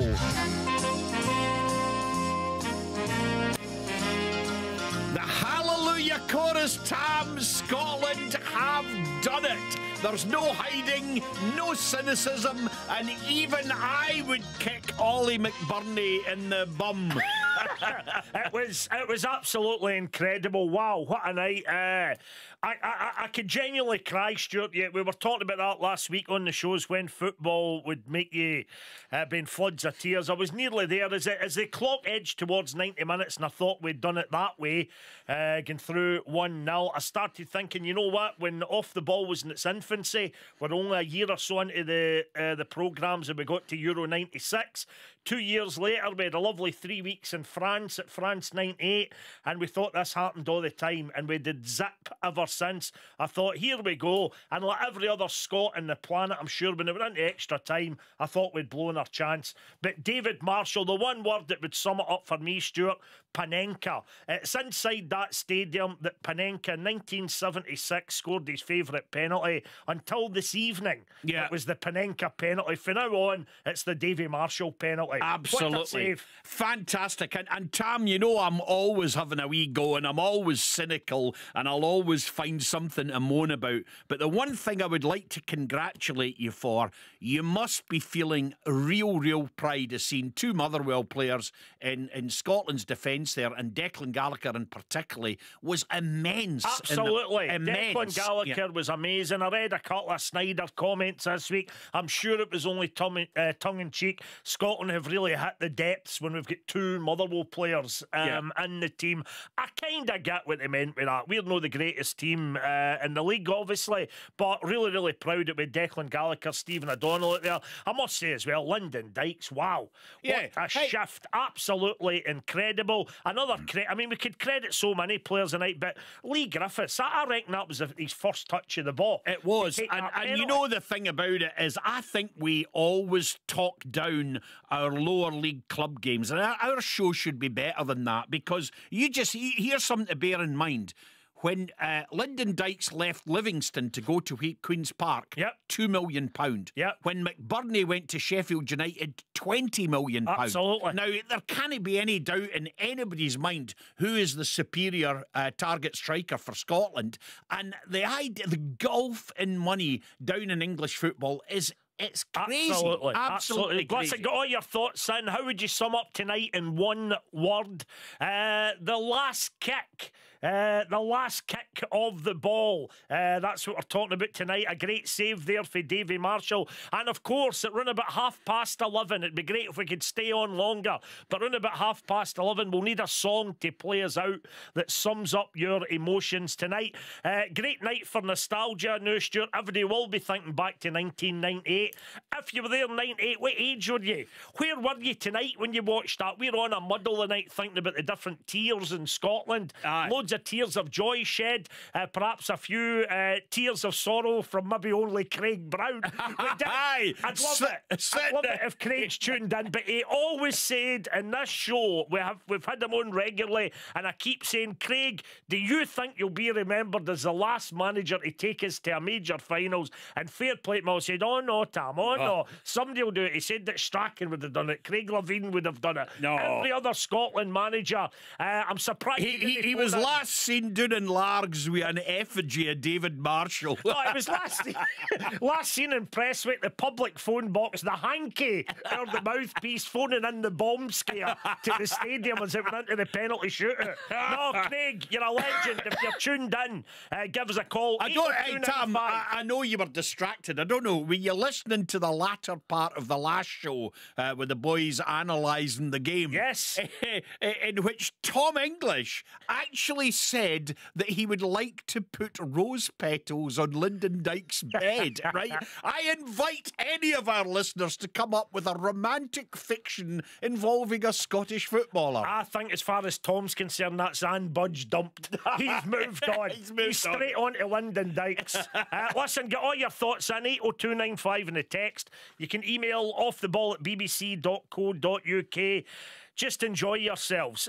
Next week, next year, of course, where you get into the habit as Scotland fans not to look too far ahead in international football. We learned that a while ago. But we believe now, Stuart, Group D we're in already. Yes. They seem to have had this planned for ages. It was just a matter of us getting through. And I believe we'll play Croatia and the Czech Republic at Hampden next summer.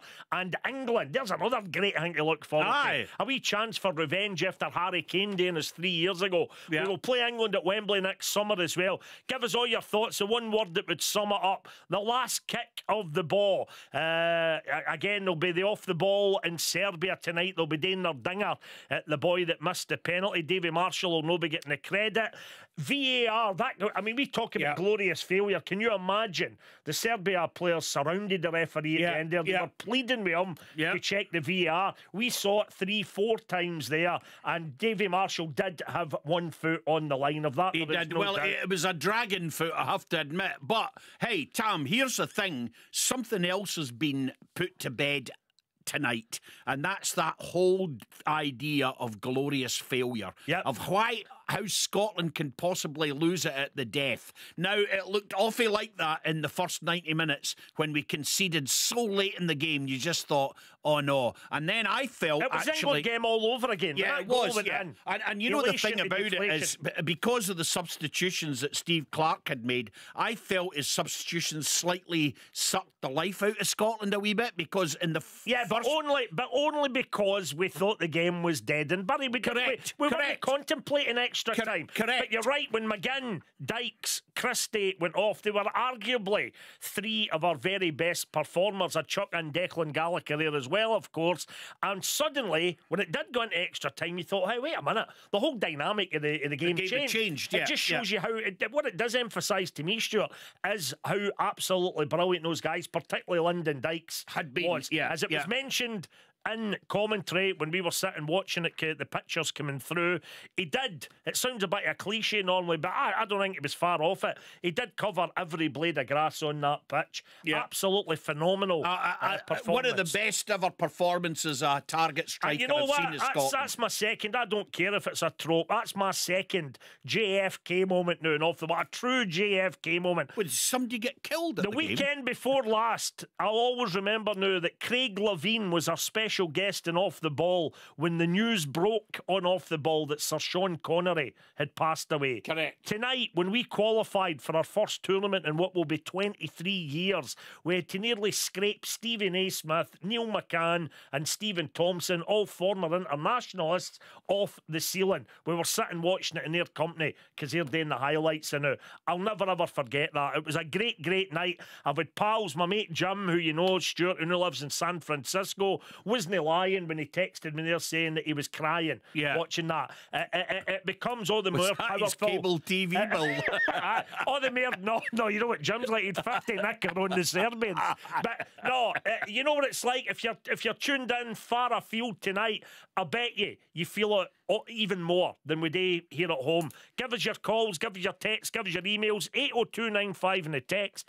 You can email offtheball@bbc.co.uk. Where were you tonight when Davy Marshall made that save? We believe no matter what tier you were in, even the pubs that were open tonight were closing at 10:30. Yeah, but it is the case, I think, in the tiers that are in the north of Scotland, could you have had your mate round to the house and had a wee drink and kept the back door open and, you know? I think even Professor Jason Leach, he'd have been running at Nicola's tonight with the partners and everything, and he will currently be having a ceilidh with the carpet rolled back. So, again, it's absolutely incredible. The text, emails, the reactions are flooding in, and A-Mac is already feeling like a diddy he sent in his too early, saying, are the Scotland players all Trump supporters? 4 more years, 4 more years. But he's blown it. He blew it. Davy Marshall blew that out the window. But there's so much other stuff coming in. Clark must go.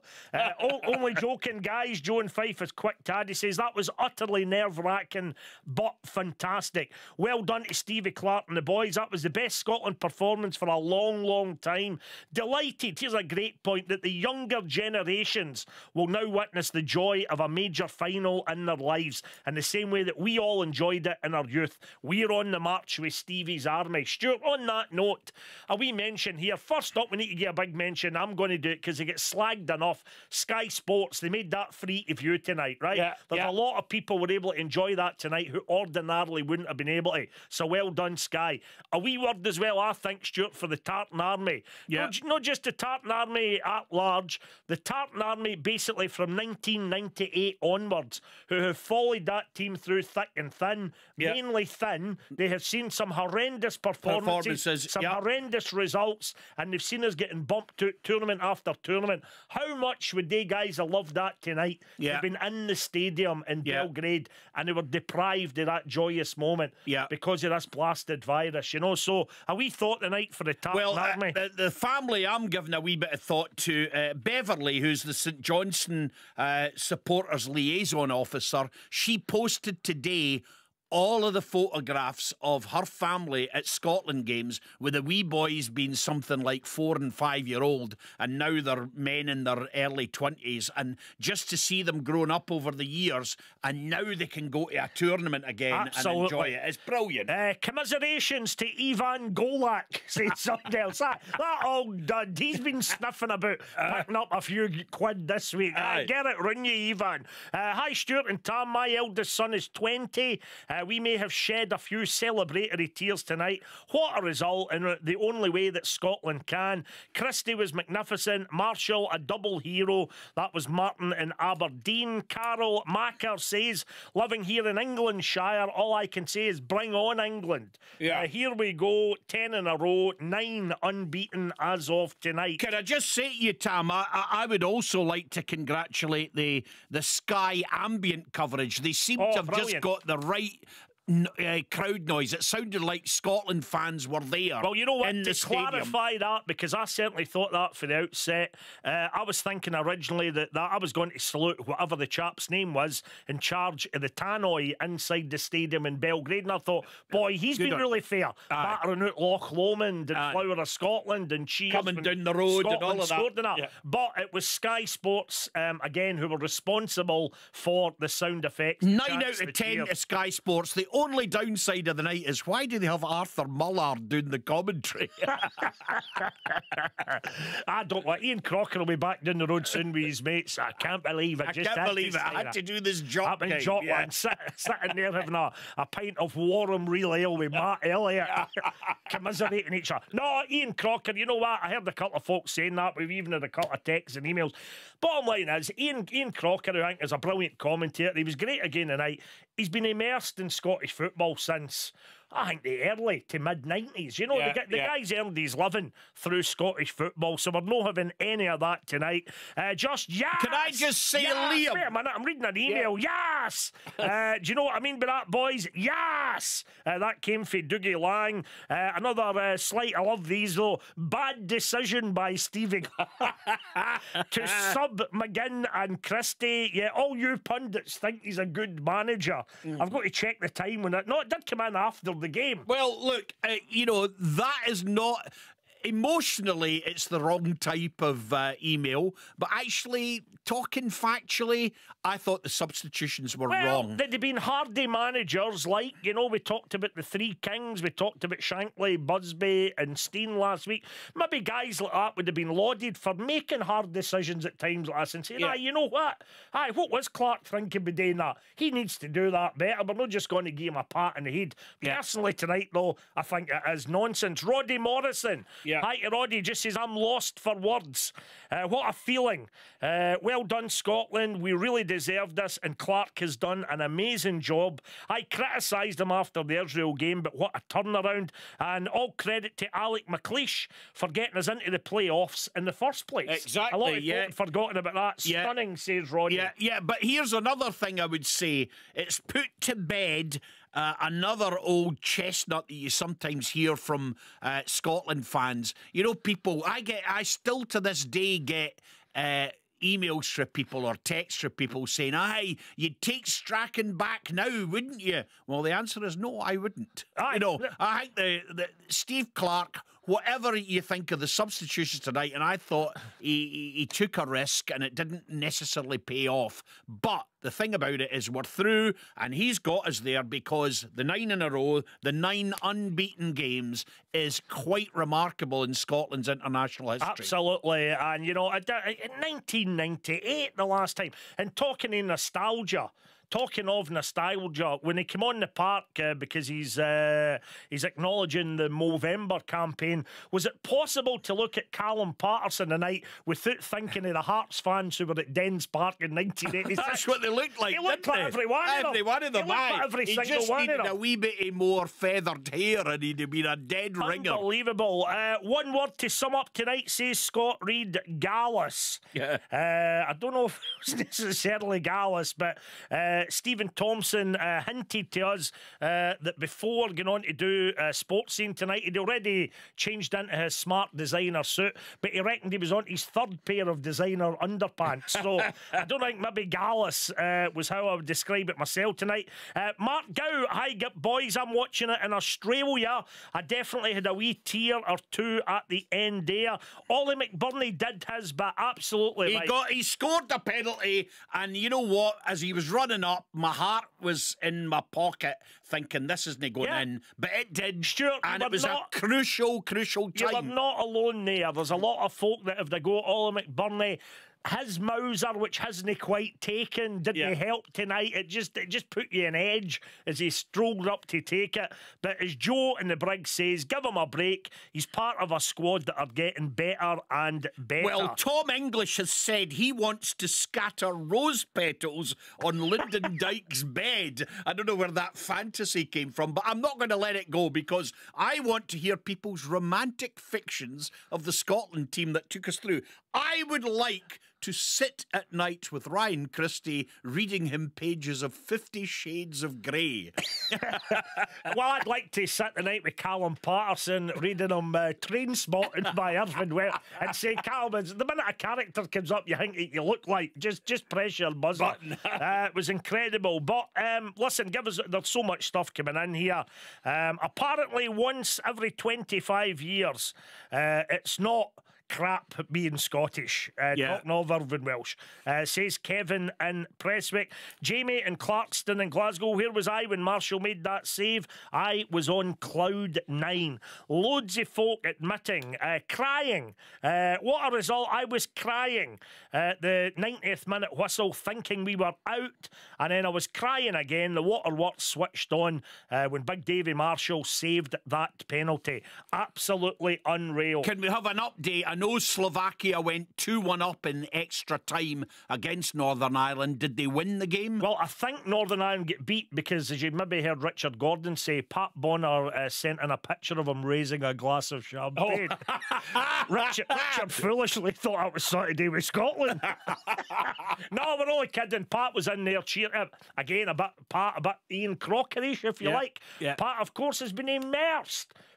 Just there you go. Even you can put somebody in mastermind. Who did Pat Bonner play for in Ireland? Shamrock Rovers. Did he? Even then, you know what I mean? Pat is a big... Pat will have it. No, he was Donegal. I'm not even sure... That's a good question, that. See, there we go. You only think of Pat Bonner and Scottish football out with international football. I'll go Finn Harps. So good on you, Pat. You enjoy your glass of whatever you had tonight. That save, Davy Marshall's save, was a JFK moment for me. They're all jumping in my bandwagon now, Stuart. I love the show. It's a delight to listen to at such a moment. Somebody else actually suggesting gallus for one word to sum up tonight. And fake fans fans, fake fans. You could hear me scream from 3 miles away, says Graham Cuthbertson. Songs to play us out. The winner takes it all has been suggested by ABBA. That was Craig in Dalgety Bay, who is a Motherwell fan. One word. Well, somebody else. Will you accept JFK? I certainly will. I genuinely need a shower before bed. Extra time was tough, but the boys showed balls of steel and deserve every bit of praise that's coming their way. That was Mackie from Oban. And you know the other thing, Tam, is it's pretty clear from the outset that Steve Clarke knew who were going to take his penalties because he subbed Griffiths on in order to take a penalty. Yep. Probably his first crisp touch of the ball. Absolutely. Yeah. I can't think of one beforehand. And interestingly, neither Tierney nor Robertson probably are two top players by value, by pounds, shillings and pence. Neither of them took a penalty, and Robertson didn't take one in the last game. You know what was the other great thing about the night, Stuart, that I've just realised? I didn't actually, as much as I'd have loved the Tartan Army to have been there and enjoy this after many, many years of heartache, I didn't actually notice the fact there was no crowd there tonight. No. Because you were so caught up in the game. The tension was absolutely unbearable at times. We did have the sound effects courtesy of Sky Sports. It was as if there was a crowd there. Simple as that, you know. Tam, I have just had a good greet, as they say. This was such a brilliant night for the country, and I want to extend my thanks to each and every one of the players for what they have achieved tonight. John in Glasgow, you already feel an incident coming on, Stuart, on the flight home, don't you? You do. Just to ruin it. Just to absolutely ruin it. The cabin house hasn't reopened yet. Keep it shut down. And Tam, can I just challenge you for your utter hatred of progressive rock? Why? You were shouting, I want the boy with the headband to miss it. Well, you know what I thought was made up, and there'd be nothing more enjoyable when the gentleman in the Serbian team strolled up with a wee kind of mini ponytail thing and the headband. There's a guy you wanted to miss. I think they had 2 players who at the start of the game were wearing gloves. You want somebody like that to miss, quite frankly. What have we got here? Never mind the usual nonsense. Just play B.A. Robertson on a loop. Yes. That would be We Have a Dream. We have a dream. If dreams come true, then Bonnie Scotland. Come true. That might be a nomination. One word, guys, catharsis. I like it. Says Livy Stevo, trying to show off ever so slightly. I know, eh? Words so far have just been brawl. Great. Gallus. But he's going for catharsis. Yes, Tam, thank you for that. Can I ask you to be honest here? See when Marshall saved the penalty and the Serbians flooded the referee looking for a replay, did you worry for a single second it would happen? Yes, I did. I did. I'll tell you why. I'm not suggesting for a moment, as many a fan in this country does with Scottish referees, he's the guy that wants to be the centre of attention, right? Yeah. I think that is nonsense, right? In fact, it's 11:15 here, it's bollocks, right? Yeah. But there must have been a wee moment with that ref tonight who was aware of the significance of this game. It was a European playoff final, and he knew that VAR was there. Yeah. You know, there must have been a temptation with him or with the VAR officials to overrule him. But the bottom line is they clearly had a look at it. Yeah. The VAR officials weren't not going to have a look at that. And the bottom line was, it doesn't matter now. The bottom line was that Davy Marshall, I think, I'm trying to replay it in my mind, his right leg, when the ball was struck, his right foot was still on the line. Yeah. So don't even worry ourselves about that. You can't worry yourselves about it. Well, I worried at the time. I thought, could this be the final twist of the knife that we think we're through, and then the penalty's retaken and it's all downhill? At 10:05 tonight, far from the finish, somebody says Steve Clarke's subs have castrated the team and cost them this game. He should be sacked. But you know what, Stuart? Fine margins.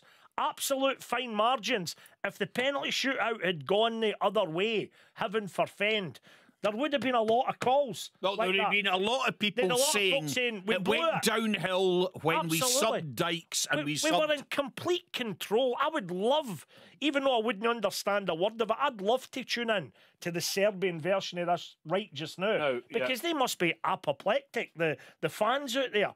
How poor they were. You know, this was a team, excuse me, this was a team that did beat Norway, who we were meant to be terrified of playing in this final. And they were playing at home. Okay, there wasn't a crowd, but they were playing at home in a stadium they all know. And you know what? There was something about them in the first half that really, really was disappointing. Absolutely. Really disappointing. 22 years in exile, finally over. We've beaten the great Nelson Mandela's record by 5 years. There we go. Fantastic. Remember, where were you tonight when Davy Marshall saved that penalty kick? What's the one word that would sum up this evening? And do you have a song to play us out?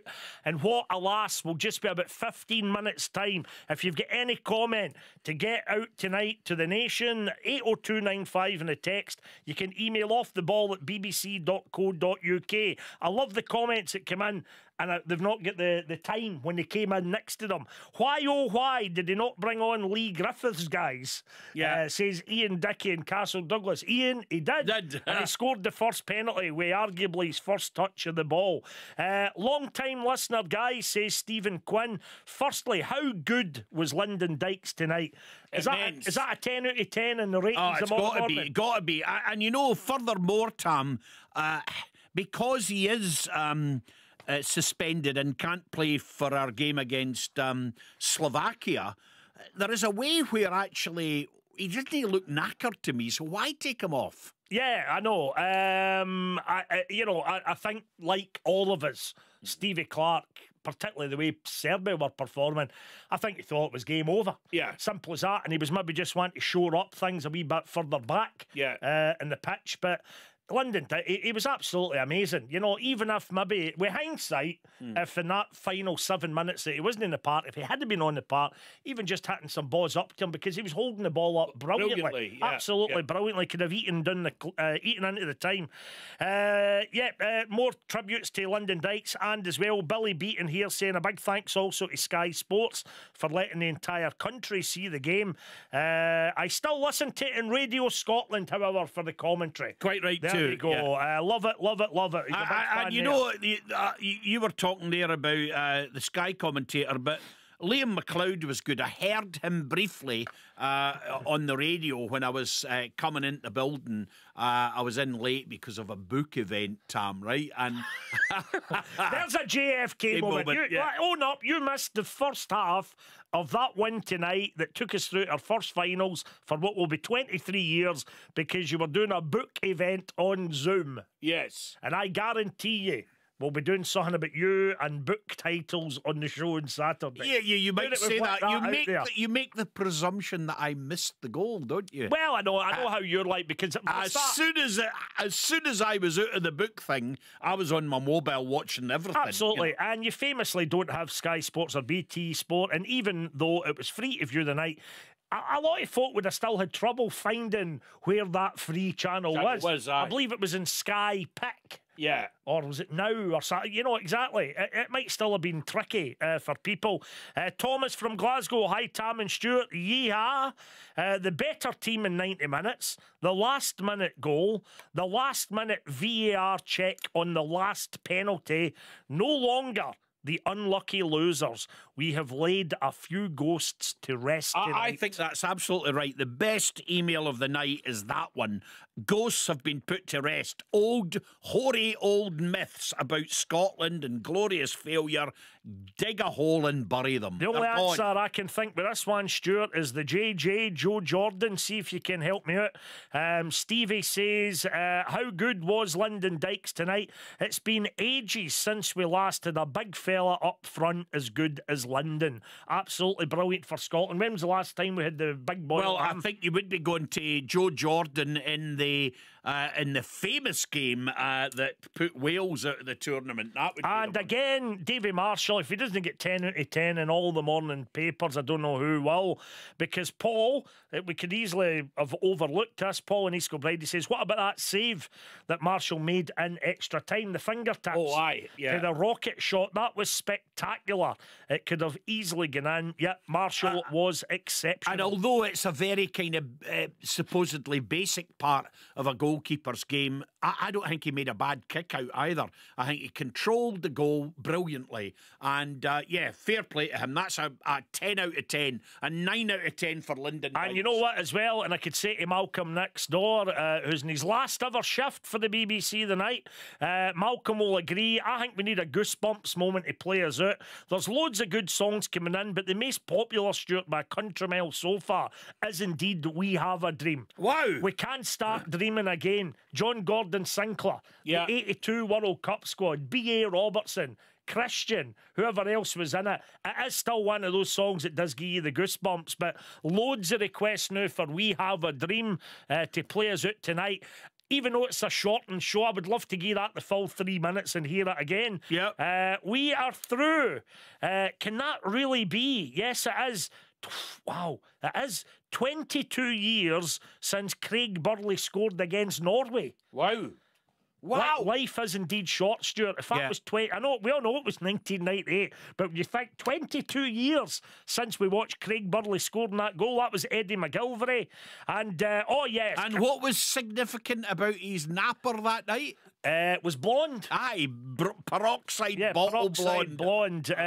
Callum Patterson, we did suggest that he looked like every Hearts fan who was at Dens Park in May 1986, but somebody else points out he actually looked more tonight like Captain Blackadder. The final series. I thought Stevie Clark, somebody else agreeing here with perfect timing, I thought Stevie Clark had brought Rowan Atkinson for Blackadder 4th on at the end before realising it was Callum Patterson. That's Craig the Well fan for Glasgow. Marky Robbies, he says, it's my son's 24th birthday today and we watched the game together. We are greeting like Waynes. Happy birthday, Marcus. And where was I when David Marshall saved the penalty? I was peering out from behind the chair, says Marion from Linlithgow. Tam, do you know of any other Scotland fan that may have his birthday today? A Scotland. Oh, Stuart! Happy birthday! I forgot. Only because you are so coy about your age. Maybe not about your coy birthday. About, I'm quite happy to be 78. But anyhow, happy birthday. So you're entitled to come into your work late the night. Absolutely. Exactly. I wasn't turning down the £100 I was getting.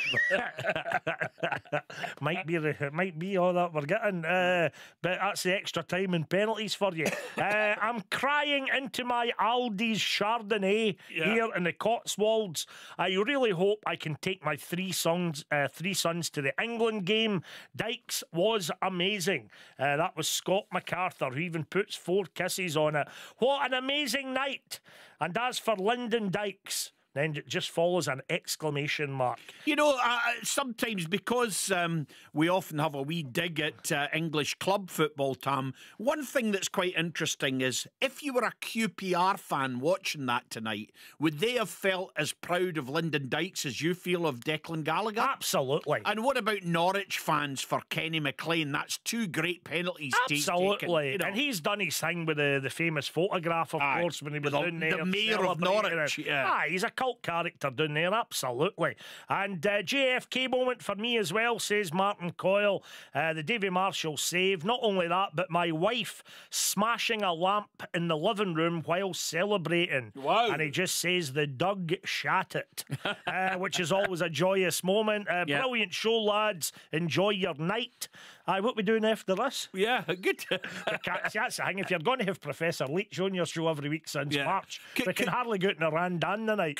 Could you go back to that email in which a Doug shat it? Yes. Right? And can you assure me that there was punctuation after the wife dropping the... They dropped the lamp. It wasn't the Doug that produced the lamp. No, that would have been gross. No, but it wasn't the wife who's being accused of being the Doug. Oh, no.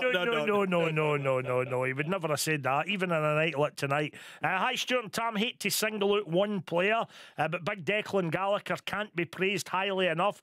He had a very troubled past as a young man. There were plenty of folk who perhaps understandably never wanted to see him playing football again, never mind for Scotland. He's shown genuine genuine remorse. He got his head down and he's worked hard for years. Captain of his club this year and part of the first Scotland team to qualify for 23 years. A total tale of redemption. I agree with that, and I think that sometimes you have to hand it to people who turn their life around and actually show remorse the way that he actually has done. And, you know, not everything in life is perfect, and he would go back and change that, I'm sure. And again, Stuart, you're always allowed a note of pessimism as a Scottish football fan. When I was watching Declan Gallagher there tonight, it wasn't the first or the second or maybe even the third time. It's sitting directly behind me. Neil McCann watching it ahead of going on Sports Scene, and he kept talking about the English teams that he reckoned would now take a chance on him. Yeah. So again, the downside when a guy's performing like that for his country is that he might not be too long at Motherwell. But although, Tam, I have to say, I reserve the right, as the supporter of another club, if he'd put in a wee OG, I would definitely have been saying, why are we picking clowns like that? Well, of course you would have, absolutely. Kiko. No, he was brilliant. He was brilliant. Kiko says, I'm studying in Cork, but I'm from Edinburgh. I lost my nut screaming and jumped all over the gaff, and my grimy student flat in the grim pouring rain, and a scene that was perfectly set for another disappointing night, but alas, smashed my foot off the wall as I ran into it to jump into the wall on my housemate's bed, when the guy's just talking gibberish now, but I'm happy to read it out. When King Marshall did the deed, come on. I was 1 year old in 1998. All I can say is, finally, I'm now really missing home and all my mates in Edinburgh tonight. Bring on Glasgow and the away day in London, says Kiko. Stuart, precisely on that note, you know, Tartan Army weren't there tonight to celebrate it and then enjoy their night in a wonderful city like Belgrade. The pubs in the majority of the country tonight weren't open. The fans can't, you know, look for the late night gaff, the club, the late night restaurant, the kebab shop, wherever it might have been that they'd have congregated tonight. That again, thanks to the virus, the slight downside that you couldn't celebrate this properly. Well, Tam, there was one young gentleman, I saw a photograph of him inside the ground with a saltire. He had Helensburgh on the saltire, so he's a boy for Helensburgh, and he'd managed to get into the ground because he is the turf advisor to the Serbian Football Association. A guy from Helensburgh, he gets in on the back of that. Nothing wrong with that. I would have taken that chance myself. But where was he when James McFadden's hair was on the telly? Exactly. Donald in Skye, this sounds like a great quiz question. We'll give the listeners until Saturday to decipher it. He says, which players, plural, in tonight's squad were in a squad with one of the 98 squad? It's too late even to get your head round that. But No. What he's saying is, he's saying that there were at least some players, he's putting plural in, that were in a squad. That could be a club squad. Nah, he's been an international. The 98 squad. So the 98 squad, you're definitely going to go to the very, very, very, very oldest players that were available. We'll get the answer because we're fast running out of time. Donald, we need the answer in for Saturday, pal. 22 years of stick here in London, shouting with my 76-year-old mum from Edinburgh. That was for Auntie Rose, who we lost last week. Thank you, Scotland. Credit to Marshall. Bit of a howler on Saturday. Yep, we all saw that in the telly. But a national hero on Thursday. That is Ian in Erskine. And in a weird way, I am more excited that Scotland won with the drama of a penalty shootout than in the 90 minutes. A very, very valid point. The benefit of hindsight, says Ben Bronx from Woking. Now, Tam, you set up there that we'll be losing one of our sound assistants tonight, who is taking the long walk for the BBC. Yeah, Malcolm is off ski to pastures new. He's been a regular fixture in here for years.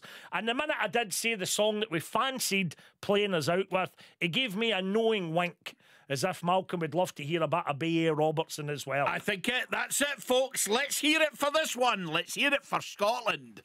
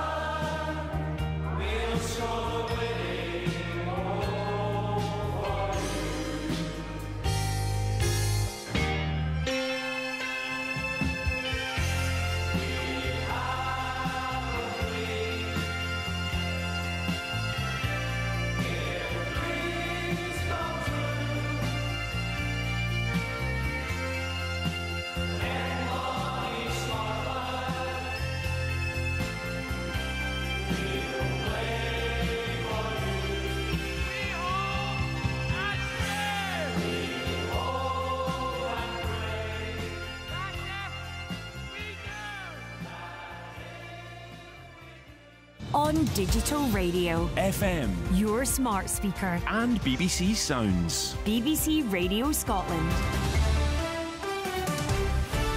The news at 11:30 with Craig McMurran. The First Minister has been challenged to get a grip of the Test and Protect system after figures showed thousands of people who tested positive for coronavirus had not been interviewed. Both the Scottish Conservative Group leader, Ruth Davidson, and Scottish Labour leader, Richard Leonard, raised the issue at question time at Holyrood. Nicola Sturgeon said the mistake in contact tracing should not have happened, but insisted the system was working well. Here's our political correspondent, Kirsten Campbell. Concerns raised by politicians about Test and Protect. A coding error meant the data was wrong, though it has since been corrected. MSPs questioning public confidence, asking why 3,500 people who had tested positive for coronavirus had not been traced, why 9,000 contacts hadn't been traced either. First Minister insisting that the system is operating to a very high standard and that the public could have confidence in the system. The pilot of a gyrocopter that crashed in the Highlands earlier today has been pronounced dead at the scene. Emergency services were called to farmland on the Black Isle around lunchtime. Isla Todd reports. The man was the sole occupant of the aircraft, and police have confirmed he died in the crash that took place between Och and Milwaukee around 5 to 1 this afternoon. 4 fire engines, police, the Coast Guard and the ambulance service raced to the scene, and a number of roads around the area have also been closed. Initial reports suggested it was a helicopter or light aircraft that had crashed. The Air Accident Investigations Branch are sending a team to investigate, and the man's family have been informed. Scottish Labour say the Rutherglen and Hamilton West MP is continuing to treat her constituents with contempt after she made a virtual appearance in the House of Commons. It's the first time Margaret Ferrier has appeared since she travelled home from Westminster after testing positive for coronavirus. Politicians from all sides have called on her to quit her seat, including Nicola Sturgeon. The former SNP MP now sits as an independent. A Commons investigation may end up triggering a petition to remove Ms Ferrier if she is suspended from the House for 2 weeks. Scottish airports are facing a fresh wave of job losses after Loganair confirmed it had started formal consultations with its workforce. The announcement came after the Unite Union reported that up to 165 Loganair jobs were at risk at Glasgow, Aberdeen, Edinburgh and Inverness airports. The airline described the number as a worst-case scenario. Jonathan Hinkles is Loganair's chief executive. He says they'll be using the furlough programme to support as many jobs as possible over the winter. What we're looking at right now is a position where if we get to next spring and people still aren't travelling, but the government support that is in place over the course of this winter falls away at that time, then like many other businesses in the aviation sector, Loganair will have a problem. We're trying to be intelligent and deal with that now with our employee groups so that we know what that could look like and how we're going to address that if that time comes. We very much hope it won't, but really that's the exercise that we're engaged in now. Several prominent Republicans in the US have joined Democrats in calling for Joe Biden to be allowed access to daily presidential intelligence briefings. It's been days since the White House race was called for Mr. Biden, but Donald Trump has yet to concede or show any signs of acknowledging defeat. And the first same-sex couple to take part in Strictly Come Dancing are leaving the show after the professional dancer Katya Jones tested positive for COVID-19. She and the Olympic gold medal winning boxer Nicola Adams are self-isolating. A BBC spokesman said Katya Jones did not have any symptoms. That's news on to sport, and Scotland will be at a major tournament for the first time in 23 years after beating Serbia on penalties in Belgrade to qualify for the delayed Euro 2020 Cup Championship. Ryan Christie's second half goal was cancelled out by Luka Jovic's header in the 90th minute, but after a tense period of extra time, Steve Clarke's side won 5-4 on penalties to reach their first finals since the 1998 World Cup. Scotland will face England, the Czech Republic and Croatia next June, with the latter two games scheduled to be at Hampden. Meanwhile, Scotland's under-21s drew 2-2 against Croatia early in the day. Qualification for next year's European Championship finals now goes down to the final group match in Greece on Tuesday. In tennis, Jimmy Murray and partners double Neil Skupski are into the final of the Sofia Open in Bulgaria, and the rain interrupted the Masters at Augusta. England Paul Casey took on an early clubhouse lead at 7 under in Georgia. Scotland's Sandy Lyle posted a first round of 78. And the weather, cloud and outbreaks of rain spreading east this evening. The rain will be heavy and persistent at times and falling on already saturated ground, so the risk of some localised flooding. It then eases from the west later in the night with clear spells and showers following behind and lows of 4 to 8 Celsius. That's BBC Radio Scotland News. You're listening to Natasha Raskin-Sharp on BBC Radio Scotland.